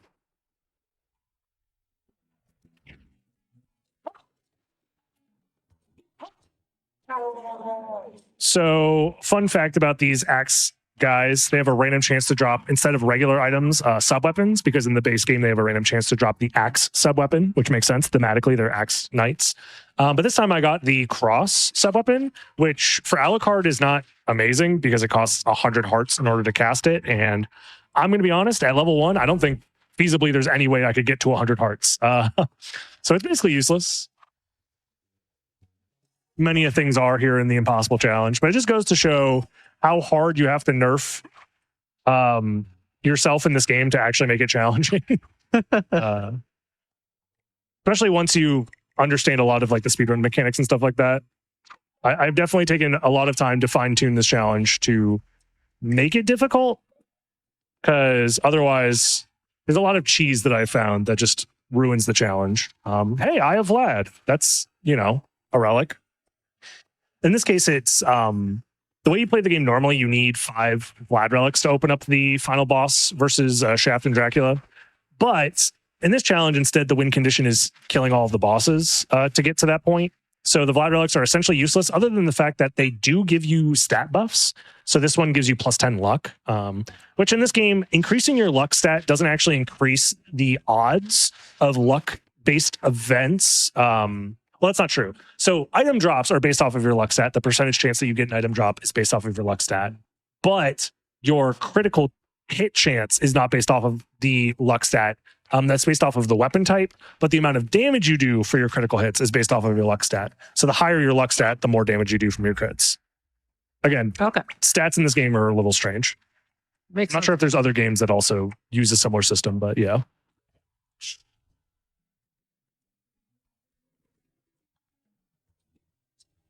I'm feeling good about this one, though. It's not bad. Ignoring the fact that I literally broke the game, but other than that, oh, Tooth of Vlad. Okay, that's another one that gives me plus 10 strength. So that's actually just good. That's just more raw damage on my weapons. I'll take that. As far as relics that technically don't progress me anywhere or help me progress anywhere, that's nice to just have better stats. Considering I'm not allowed to level up, it's the only way I'm going to see more stats.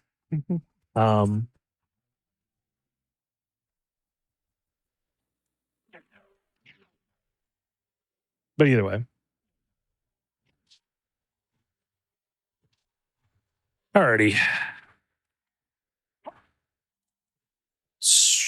I'm trying to think where I want to go. Because I have access to all of the flight locations, there are some checks that I can do that we haven't done yet. And part of me wants to go there just to showcase those zones a little bit.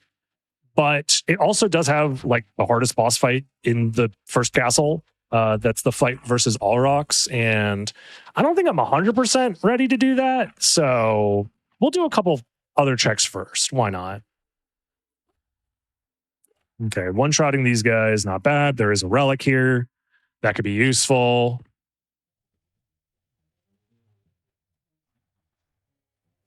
Okay, that guy's immune to slash. I'm not messing with him. There's an item check I can do once I have flight in that room. There's like a secret breakable ceiling thing you can do, but I'm just not going to mess with it because that guy needed to be out of my way in order to actually get up there. And you know what? It's not worth it. Alrighty. Let's see. Minotaur and Werewolf yet again. And Strength Potion. Okay. I'll probably use that here.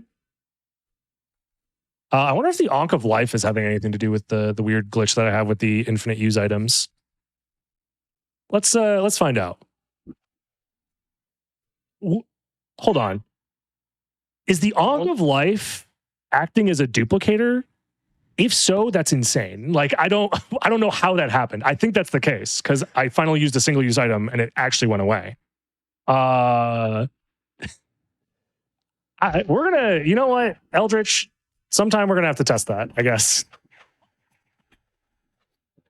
You know, if we That's don't very complete funny. the challenge, this made it worth it already. Oh, for sure. And our stats are looking really good. Nice. I don't know what it is. There's something about the way I play games where I break them. Oh my, okay. So this has just turned into a God Seed potentially. So I have the Wing Smash now. The Wing Smash spell is available. It costs 8 MP in order to do the Wing Smash. So it's not like I can just like start speedrunning the game as if I'm playing any percent or anything like that. But the thing that's nice about the Wing Smash, I shouldn't do it in this room because that's how you die. It's an invincible tackle that goes very, very far, very quickly. And you can chain them together if you have enough MP. So you can just do the input to do it over and over and over again to kind of chain them. Right now, I can only chain 3 together at a time. So I am going to need to space them properly if I want to use them to their fullest. But it is kind of a very useful ability, generally speaking, to just like get past certain enemies that could be troublesome or to dodge certain attacks.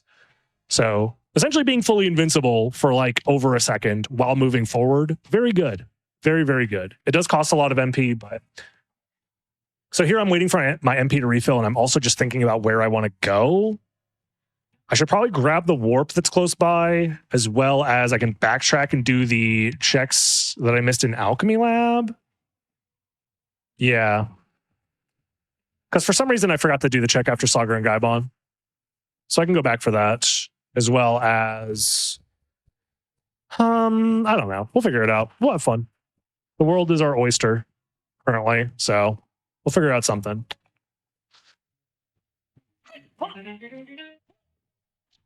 Okay, I don't like that I took that many hits, but okay. You know what? That's the fun part about having Wing Smash. You can say, nope, I don't want to deal with you. I'm just going to move on. Chat's already calling it a baby seed, so... it is a bit of a baby seed, I'm not going to lie. But I've had many a baby seed not succeed because at the end of the day, this challenge is impossible. So here I could Wing Smash across the ceiling to guarantee that I dodge these guys, but it's more MP efficient to just fly. And holding on to MP is very useful in case I need to Wing Smash later. So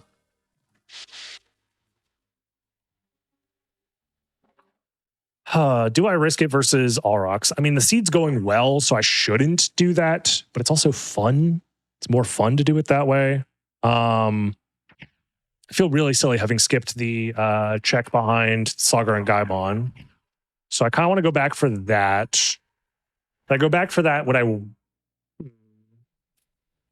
Decisions. I think what I'm going to do is I'm going to use this teleporter to go back to castle entrance.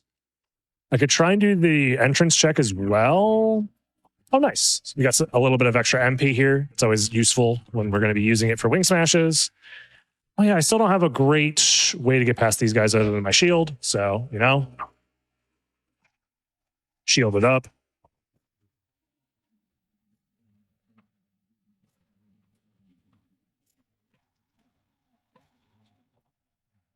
I was going to say, why am I doing more damage? But then I realized I have the Tooth of Vlad increasing my strength, which does increase my damage with shields.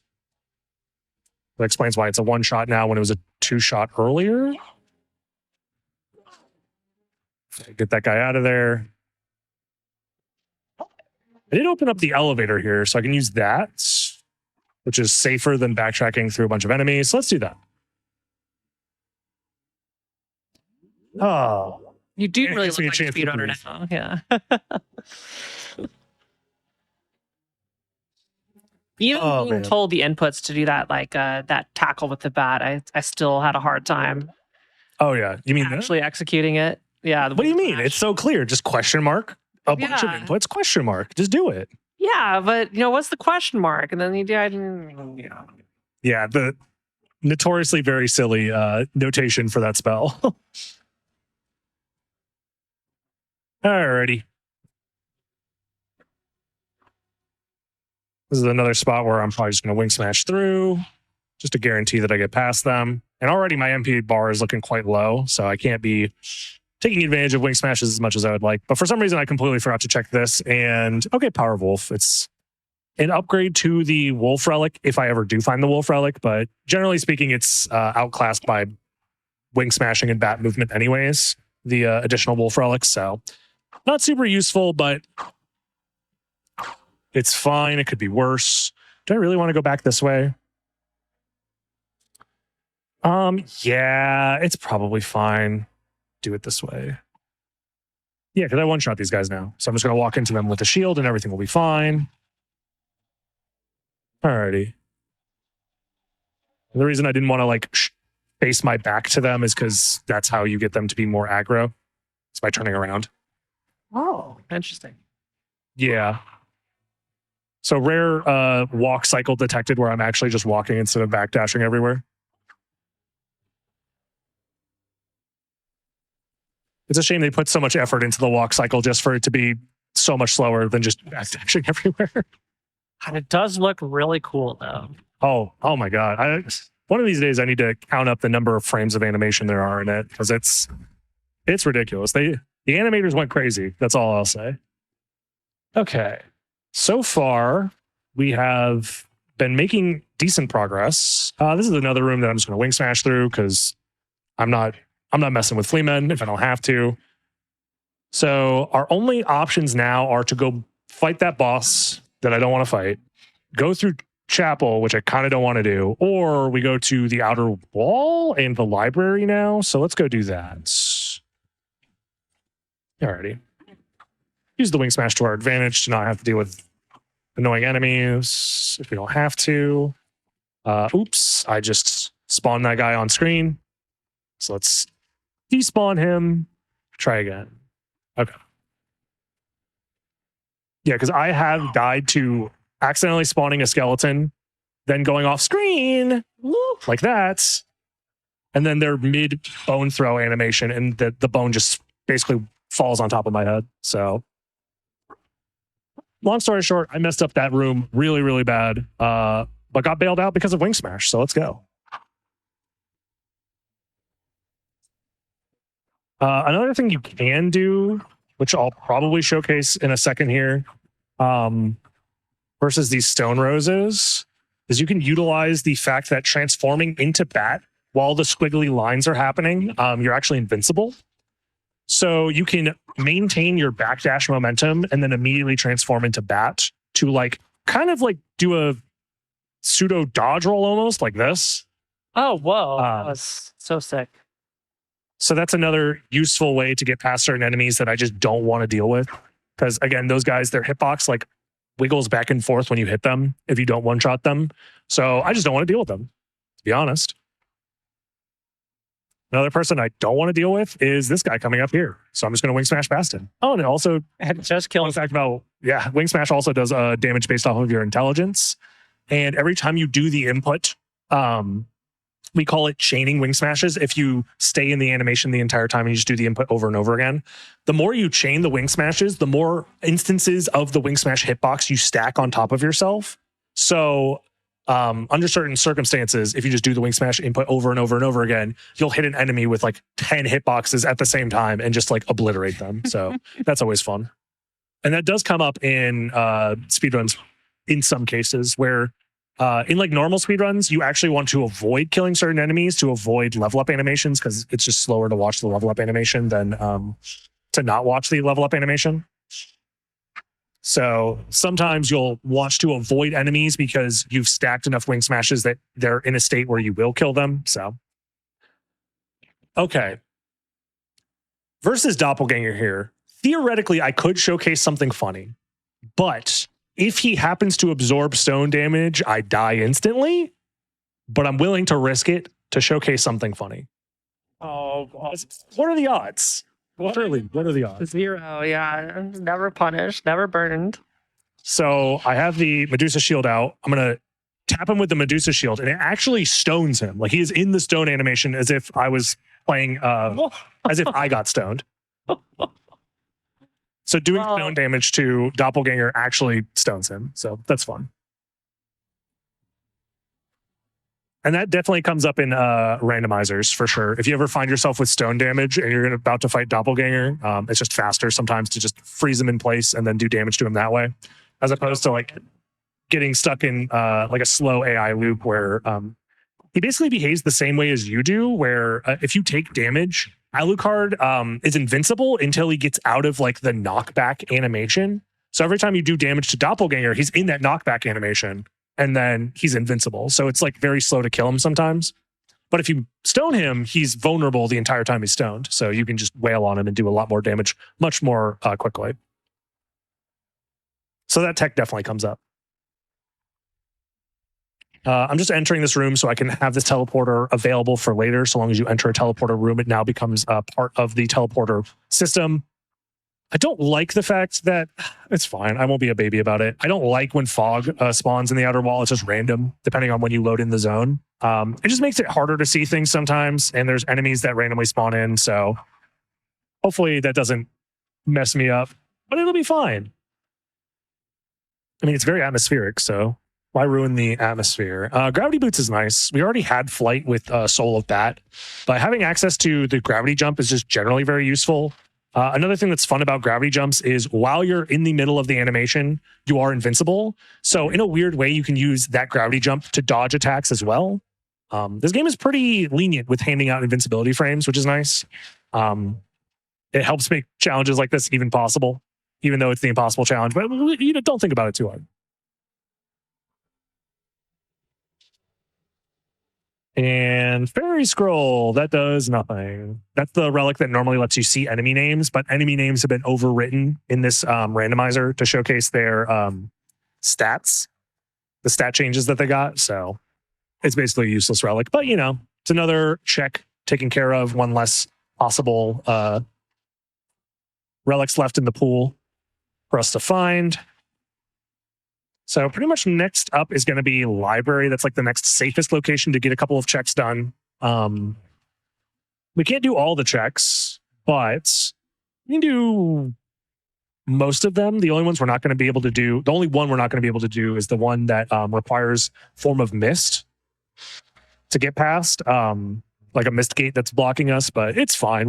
If we have to come back for that check later, we'll come back for that check later. Oh, you're immune. Okay, that's fun. Again, Wing Smash, so useful. When you're in a situation where you're blocked off by an enemy that is annoying, you can just say, you know what, I'm out. For the cost of 8 magic points, you're out of there. Granted, you do have to space it in a way that doesn't land you directly on another enemy, because at the end of the Wing Smash animation, it just like ejects you out of the bat form back into Alucard form, and you're vulnerable at the end of that animation, and you're kind of just stuck waiting for it to end. So you do have to be careful to not just like mindlessly do it. Spike Breaker. Yeah, I'll grab it. So I was worried about these guys potentially getting in the way, but again, Wing Smash bails me out. Those books can be scary if they're resisting or immune to your damage. So Spike Breaker is an interesting item. I'm going to put it on now. Defenses don't matter, but the Spike Breaker has the ability to break spikes. And there's a couple of rooms where spikes can be pretty annoying. So it's nice to just put that on now. Because if you come in contact with spikes, obviously with 0 HP, you just instantly die. The mermaid statue there unlocks one relic check, which is the holy symbol location in the caverns. We can't get to the caverns until we find the Jewel of Open. So for now, it does nothing, but you never know. Oh, also I have Heart Brooch, so I should put that on. It just means that sub-weapon attacks require half as many hearts, which can be useful. I'm interested in Skill of Wolf, sure, it costs nothing. Let's just pick it up and leave. All right, library, not the most useful, but I mean, we got to make progress somehow. I could fight Lesser Demon right now, which could be useful, but theoretically, I could always just do it later, especially if I have Form of Mist. It will be nice because there's no relic check back there. It's not like gating my progression. It's just I have to defeat that boss at some point. So it's more efficient to come back later when I can also do a relic check as well as kill the boss. So in the meantime, let's just get rid of these enemies just to be safe. And then we'll Wing Smash past these guys because they're scary. As long as I don't drop an input. Go. Not bad. I'm feeling pretty good about this seed. Any seed where you get Bat and Wing Smash is pretty nice. I'm not going to lie.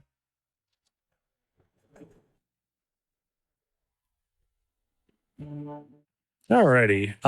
Now we only have a few options left. We have the castle entrance check, which is scary but not terrifying. We have the boss fight versus all rocks, which I don't want to do. And then we have the castle keep and chapel locations, which I also kind of don't want to do. We got to do something, Dragon Blitz. Yeah, long story short, everything's scary when you die in one hit. So I'm going to choose castle entrance. This is always the stressful part because it's not even like, I don't get too attached to runs, but it's more so when I have a decision to make and then I just die. And it's like, how am I supposed to convince chat that like, you know, that wasn't a skill issue? It's like, oh, you should have chose the other direction. It's like, how was I supposed to know? Everything's random and it hates me. Okay. So, ooh, library card. Fantastic. That's a pretty rare item. It's a single-use item that warps you directly to the library. So if I'm ever in a spot that is very scary, I can just library card out, which is nice. Also, if I just want to save myself some time, for example, if we find the form of mist and we want to go back to library, I can just warp there instantly. So very useful item. Boomerang. One in this randomizer set? I think it's single digits. I know that, but there's a couple. Okay.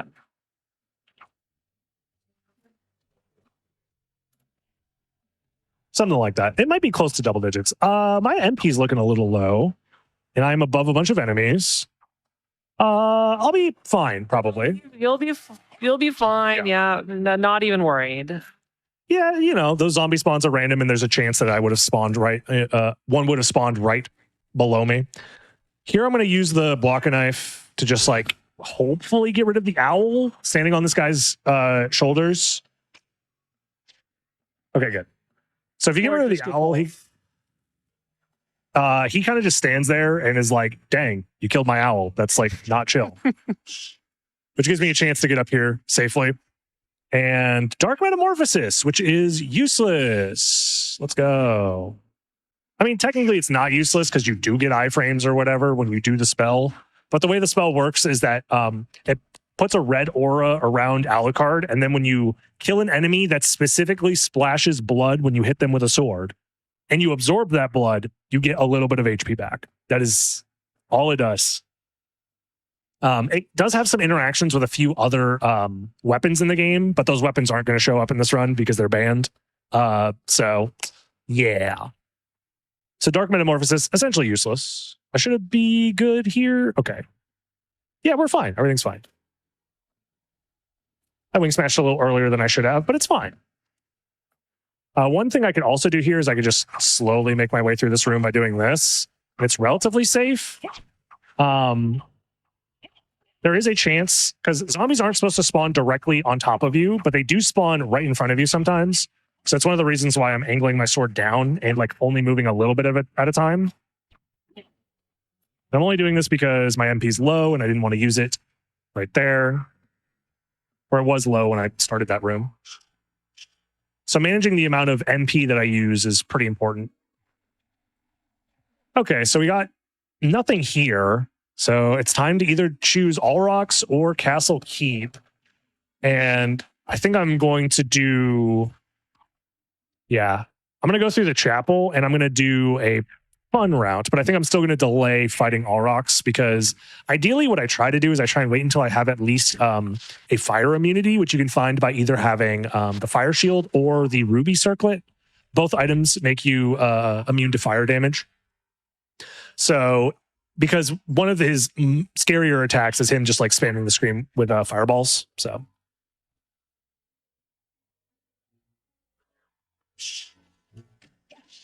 And we got Strength Potion. Nice. Oh, yeah. The brain, remembering damage types. It's the hardest part of the challenge. Another food item. Compelled to like write notes as like, oh, this person is weak to this. This is weak to that. You just hope you know, that would be smart, but then that introduces the chance that I could possibly do better in this challenge. And like, where's the fun in that? It's supposed to be impossible after all. Yeah.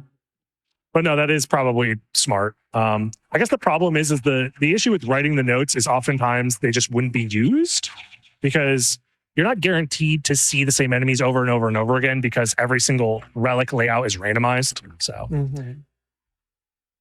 the route you take is going to be different every time. Silver ring. Okay, that's half of a progression item.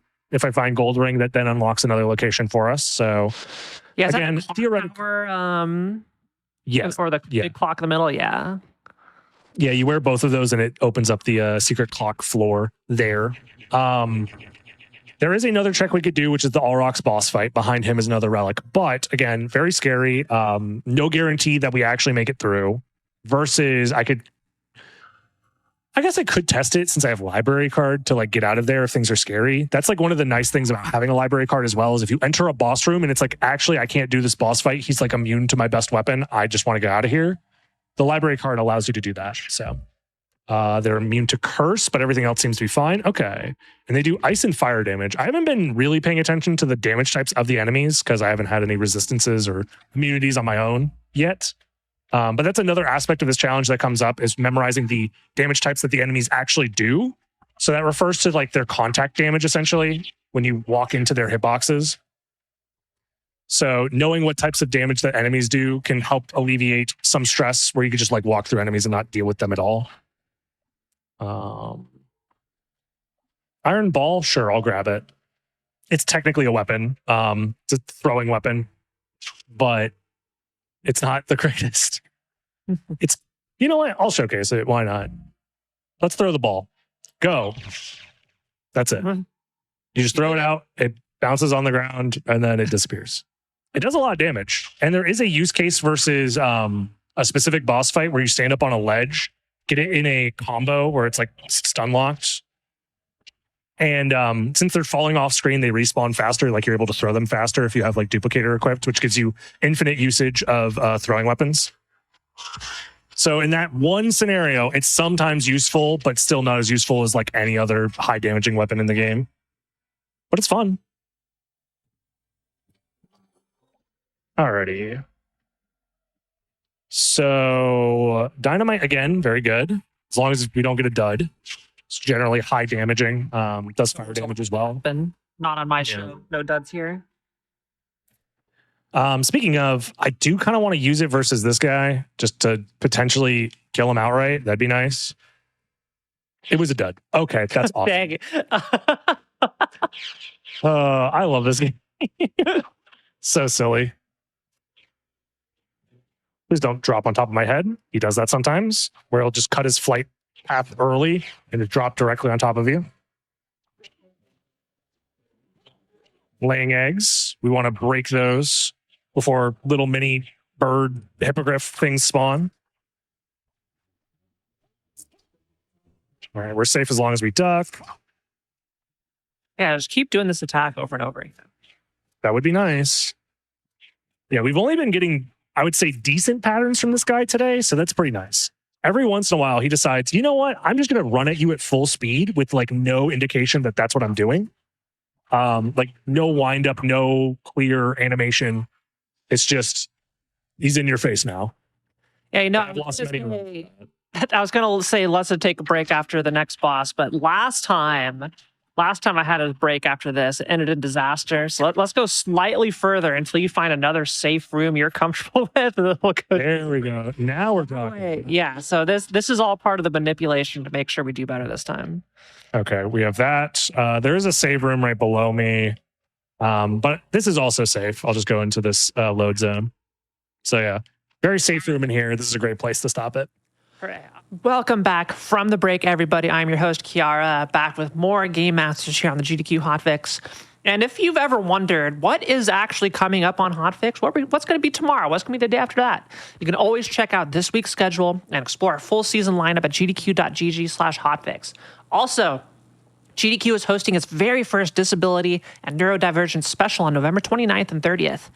The event will celebrate speedrunners who identify as disabled or neurodivergent in any way that is meaningful to them. If you'd like to apply to run, applications are open through November 9th. That's a few short days away. So type !DND in the chat for the link to apply. We are mid-run here with Dragon Blitz for another attempt at the Castlevania Impossible Challenge. We're quite a ways in. No, it's a solid run. We'll see how far we can take it. But DB, whenever you're ready, count us back in and we'll get back to it. All right, 3, 2, 1, let's go. Woo! All right, where were we? What were we doing? So we have a library card. That's pretty important. We have decent gear. It's okay. I theoretically should just be increasing my intelligence as much as possible because I am able to do damage with wing smashes. So let's keep that in mind. This is a good time to just have some, take inventory, if you will. We have Morningstar, which is another hit type weapon that's decent. Iron Fist, another hit type weapon that's okay. But so far, I'm a big fan of using swords as long as I can, just because the extra range you get from them is nice. One thing that is fun about the Iron Fist is it does have a little bit of a JoJo's reference built into it. If you do the quarter circle forward attack, that can come up. However, you are locked in place while you do that. So for this run, I'm going to choose not to do that because I don't want to limit my movement when I might die. So this zone can be a little scary because of the flying. I just want to talk to the designer who said, you know, Fleamen, the most annoying enemies we've ever designed. What if we make them ride birds that fly, that follow you around? Surely that will be fun, right? So this next room is full of those. Idea. Let's give them a raise.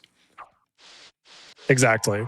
Because like the two worst enemies in Castlevania, Fleamen and birds, what if we combine them together? So they're annoying for sure, but very manageable so long as I have the ability to do damage to them, because I think their like base HP is so low that I'm almost guaranteed to kill them in one hit so long as I do some amount of damage to them, unless I get very unlucky and they have a very high HP value just randomly assigned to them. So we'll see. It is a randomizer after all, so every single instance of those enemies is going to be different. So they're one of the major challenges every time I end up in an area like this. Okay, Holy Symbol is great. It means I can now touch water freely if I go to the caverns, which is full of water. That's very, very nice. That's another thing that is making this run feel quite nice.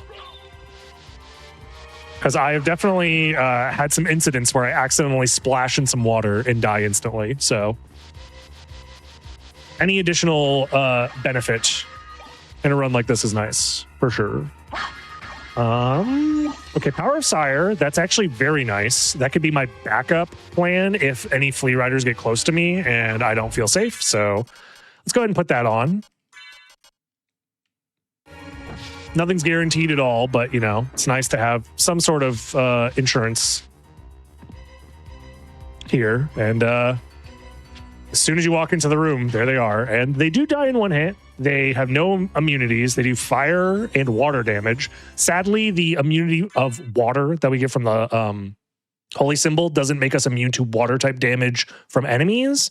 From my understanding, water is like an unused damage type that was like left over in the game or something like that. So water damage is it's like own unique thing. Okay, let's just play it safe. I remember the first time I saw these enemies, I was like, oh, you've got to be kidding me. As I'm sure many of us were when we first played. Oh, yeah. Okay. That's all the ones that are like ground level here, which is nice to get rid of them. Oh, Soul of Wolf. Okay. So I could do some wolf stuff if it comes up. It probably won't. The problem is there's more flea riders that spawn in the air off screen, and I need to load them into the screen, load them on screen, but also not in a way that has them kill me. So we'll see how this goes. Okay, that was a little scary, but I felt relatively confident here. And what I'm going to do is there shouldn't be any more that spawn. I'm going to go up here to check to see if there even is a relic. There is, which is a little annoying because that means I have to grab that. The problem is there's another flea rider that spawns like right as soon as I like turn this corner here. So I want to like spawn him in and then untransform as soon as I spawn him in. I'm going to use the audio cue to try and listen for him.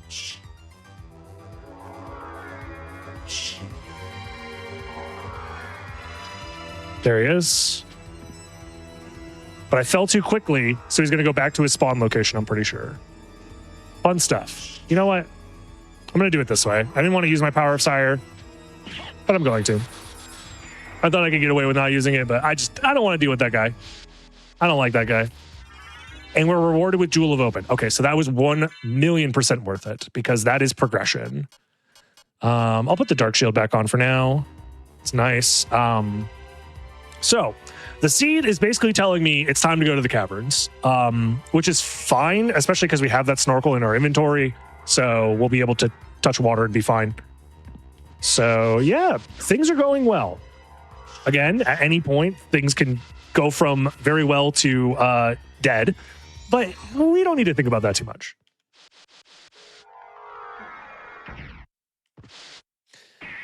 Alrighty. Yeah, this is the closest spot, but also it's a little scarier to go through this way, so I'm gonna go this way. I do. I am looking forward to caverns because the music's great. Oh, for sure, yeah. Probably it's always either my favorite or second favorite song in the game. The Crystal Teardrops is the name of it.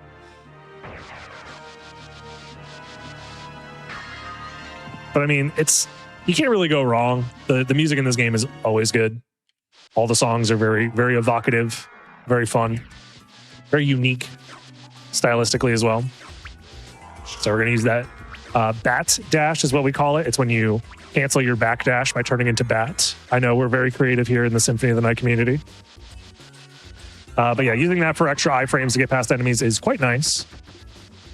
I won't use it versus these ones here. Okay, you are dead. Just making sure. Because their hitbox is a little bit wider and it's a little bit sketchier, if you will. It's not nearly as definitive that we would be able to make it all the way through. I think you can, but no need to risk it when they're relatively safe to just fight on their own. All right. Try not to use wing smashes too much because over relying on them when your MP is limited can get you into trouble for sure. But these guys back to back like this is a little scary. I don't like them. They throw projectiles the entire time. These ones, however, you should be able to just kill them quickly. As long as you kill them in one hit, it's not too bad. And as soon as we get into the caverns, we are going to immediately be in a situation because there are spear guards right below us and they will try and poke. I was going to explain how awkward their hitboxes are. So they poke through the floor and their hitboxes are a lot wider than you would expect them to look. So yeah, that's fun. That's great. Oh, dang. Hack those guys. Yeah. Hack yeah, we got like 2 seconds of fun in the caverns. I've died to them many times. Like as soon as you get past them, it's not necessarily free or anything like that, but it gets a little bit easier. They are kind of a big hurdle for sure. The blessed run. No. Yeah, that's what, anyway, like I said, every run. DB, it is getting late.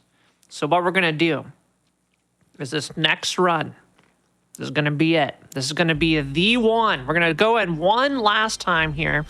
For those of you just joining us, this is this Castlevania Impossible Challenge. It's a randomizer with a whole bunch of cruel twists, including no leveling up. And Alucard has 0 HP. So any hit at all from anything will kill him, as we just see there. So you're going to have to figure out new weapons. The enemies have random stat buffs and bonuses and debuffs, and you know it's a lot. There's a reason it's called the Impossible Challenge. Yep. Basically, I asked myself, what would be the hardest possible thing without it being so annoying that I would never want to play the game again? And this is like on the line, pretty much. But let's take a look at our inventory. Ruby Circlet. Okay, we're immune to fire damage. That's kind of nice. We start with the Baslard, which is a pretty decent dagger. Does slash damage, so we immediately have our fists, which do hit type damage, and the dagger, which does slash damage. And our spawn location gives us a pizza. That's pretty nice. I'll take a pizza.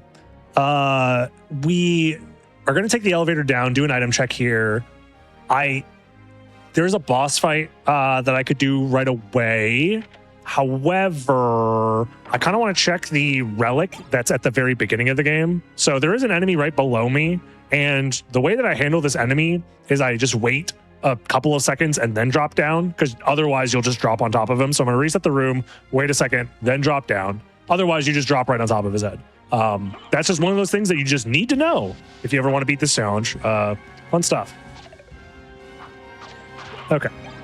There's an item over here. I'll just check it real quick before I keep going. Okay, never mind. The item never spawned. I love you, Randomizer. Thank you so much.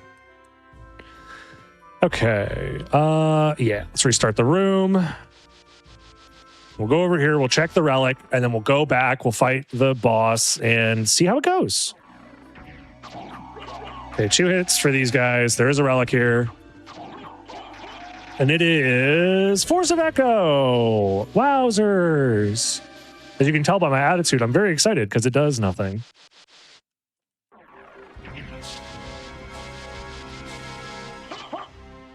I don't like that it takes 2 hits to kill this guy, but not really anything I can do about it.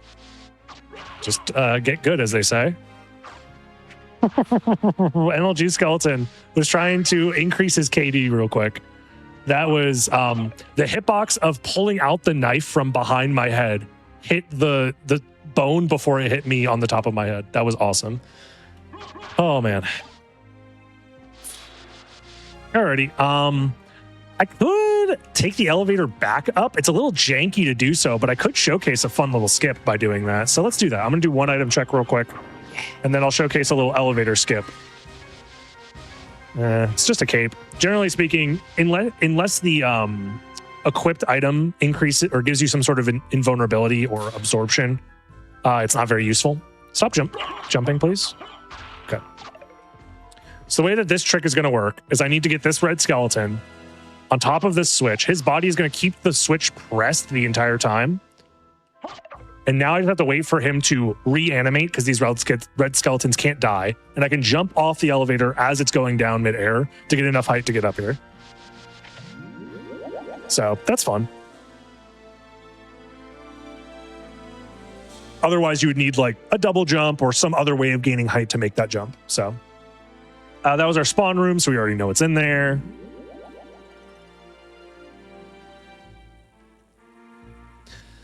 And we do have a boss fight to our left. I could delay the boss fight a little bit, but honestly, there's no reason to do so. There's not really any extra item checks that I'm going to get before this. And we have, theoretically, everything we need to kill them. We just have to not have a skill issue. So let's try it. This is terrible.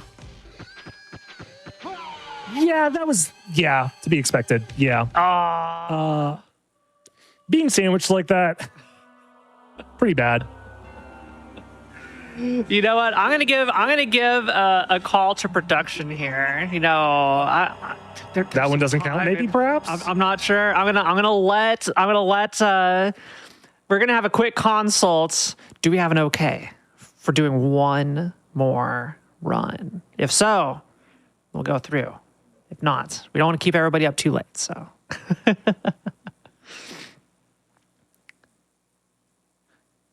All right, we're going to do one more run, Dragon Blitz. All right, this is going to be the run. So I'm going to hold you guys hostage for the rest of the night. It's going to take us 40 hours to beat it. We used our mulligan, okay? We used our mulligan. There's no more Everybody gets one, okay? Mm-hmm. That's part of the impossible challenge. You got to know when to use your one time. This is my one time. Say that last one doesn't count, obviously. Yeah, and, everybody watching. Make sure you go follow Dragon Blitz, by the way. There's a pinned message in chat. For if you want to see more of this. Yeah. Yeah, and not just this. So if you're having a good time, go follow Dragon Blitz on there because are you going to keep doing this until like either you get tired of it or you complete the challenge? So, pretty much. It does funny seem enough, doable. Yeah. It's very doable. The settings are actually easier than I've had in the past. The only thing is this is kind of like the preliminary test pilot, if you will, for this challenge, this type of challenge, because what I plan on doing after this is I'm working with SotN, who is building out a map randomizer for Symphony of the Night. It's still in very early alpha, but we're going to try and apply the impossible challenge to the map randomizer. So we'll see how that goes. So my goal is to beat this and then do it again, but with the map randomized. So that'll be fun. This is also my least favorite spawn in the entire game because I have one option, which is go up these stairs. And boy, oh boy, do I not like doing it. Because all the enemies here are scary. And if any single one of them resists or is immune to fists here, punch type damage, it's over, basically. So far, so good. This is why we love the impossible challenge, folks. It's because sometimes it's actually just impossible. It's true to its name. So far, looking possible, doable even. But let's take our time, nice and slow. This is one of the reasons why I like spawning with a usable weapon is because the hitbox on your fists is just doesn't have a lot of disjoint to it. You have to be very careful not to get too close to the enemies. The other fun part here is I have to dodge the spike ball after I kill this guy. So jump over that. Otherwise, that will kill you. Fun stuff, fun stuff. Do you think the staircase is a little too long? Yes. I think it should be like a couple landings, like shorter. Maybe throw in an elevator or two. One of my biggest complaints from a casual perspective about this game is actually the chapel, because it's like it's a pretty big difficulty spike as far as like what the game expects from you, because you go a very long distance without reaching another save, and there's another boss fight at the end of this. It's kind of like the one Dark Souls-esque run back that this game has. Other than that, there's pretty plentiful saves, generally speaking. All right, let's hope for good RNG on this guy. I could have maybe made that work, but I got scared. Okay. Ooh. Yeah, it's a little scary, but there's a couple of different ways you can try and dodge that guy. Essentially, you just bait him into a position and then try and run past him and then reset the room. But the direct path he takes to you is random every time, so you kind of have to like react on the fly. It's fun stuff. I could sit here and reset over and over, not reset, but reset the room over and over again to hope for a drop from this guy. But I feel good. We're going to get the 1 in 10 right here first try. Come on, come on. You got to believe. Okay, never mind. It's not happening. Oh. We're just going to move on, because the issue with that is he can't drop like a weapon or anything useful. It's only ever like single-use items. So theoretically, that could be useful. Like I can find like the Buffalo Star that we found in one of the earlier runs, which can do damage, but it's a single-use item. So it's not like that great to just have one throwing star. Oops, missed my jump. I'm trying to make sure that I don't let too many enemies get close to me here. Okay, it's fine. A little bit of coyote frames never hurt nobody. Yep. Dude, no. That was it. That was terrible. Oh man.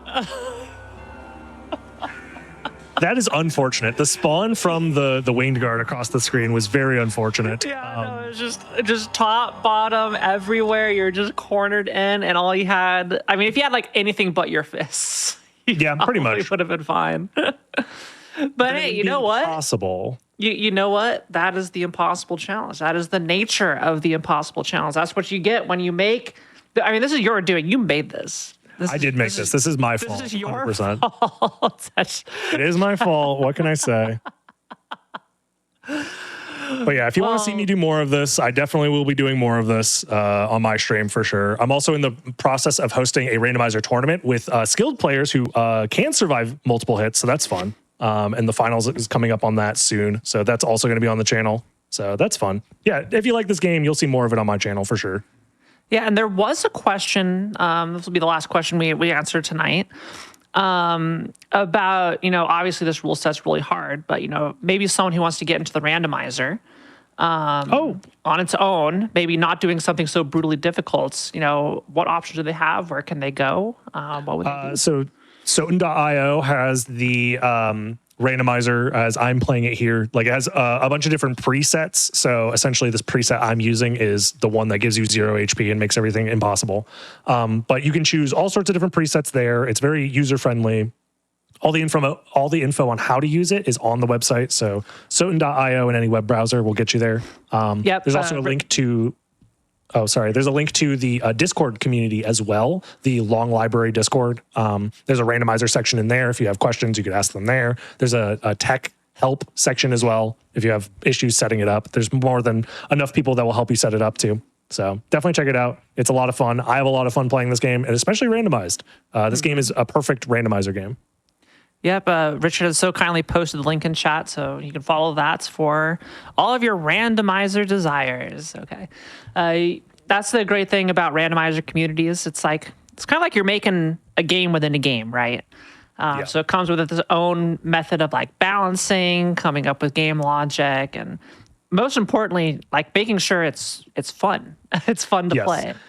And one thing that is nice too is this community spits out new ideas all the time. There's new presets, new modes, new ideas flowing all the time. So it's very fun. You'll always have something fun to look forward to, or they'll just stealth drop a brand new preset with like crazy rules that like change the way you move through the game or change your movement, change spells. It's very fun. Mm-hmm. Now you said you're hosting a randomizer tournament. When is the next match? Have you been broadcasting them on your channel? Can we see restream somewhere? Yeah. Yes. So the matches are being hosted on my daily uploads YouTube channel, Dragon Blitz Daily. They're being played out live on the Twitch channel, twitch.tv/DragonBlitz. And the next tournament match, I believe, is tomorrow, actually. Oh, so, there you go. Tomorrow at, I want to say 3 p.m. Pacific time. Okay. So that would be 7 p.m. Eastern. So see you guys tomorrow for that, hopefully. Yeah, make sure you follow Dragon Blitz to go watch some of the randomizer tournaments. See people compete where they don't die in one hit. Yes, and they stick around for whatever you do. Yeah. You will see somebody beat the game at least once, all right? Yes. So we're going to let them play until somebody beats the game. That's the part of the tournament after all. So it'll be a good time. Oh my goodness. Well, Dragon Blitz, it has been a pleasure as always having you on the show. I really appreciate your time coming in. Appreciate you guys. Thank you so much for all you do.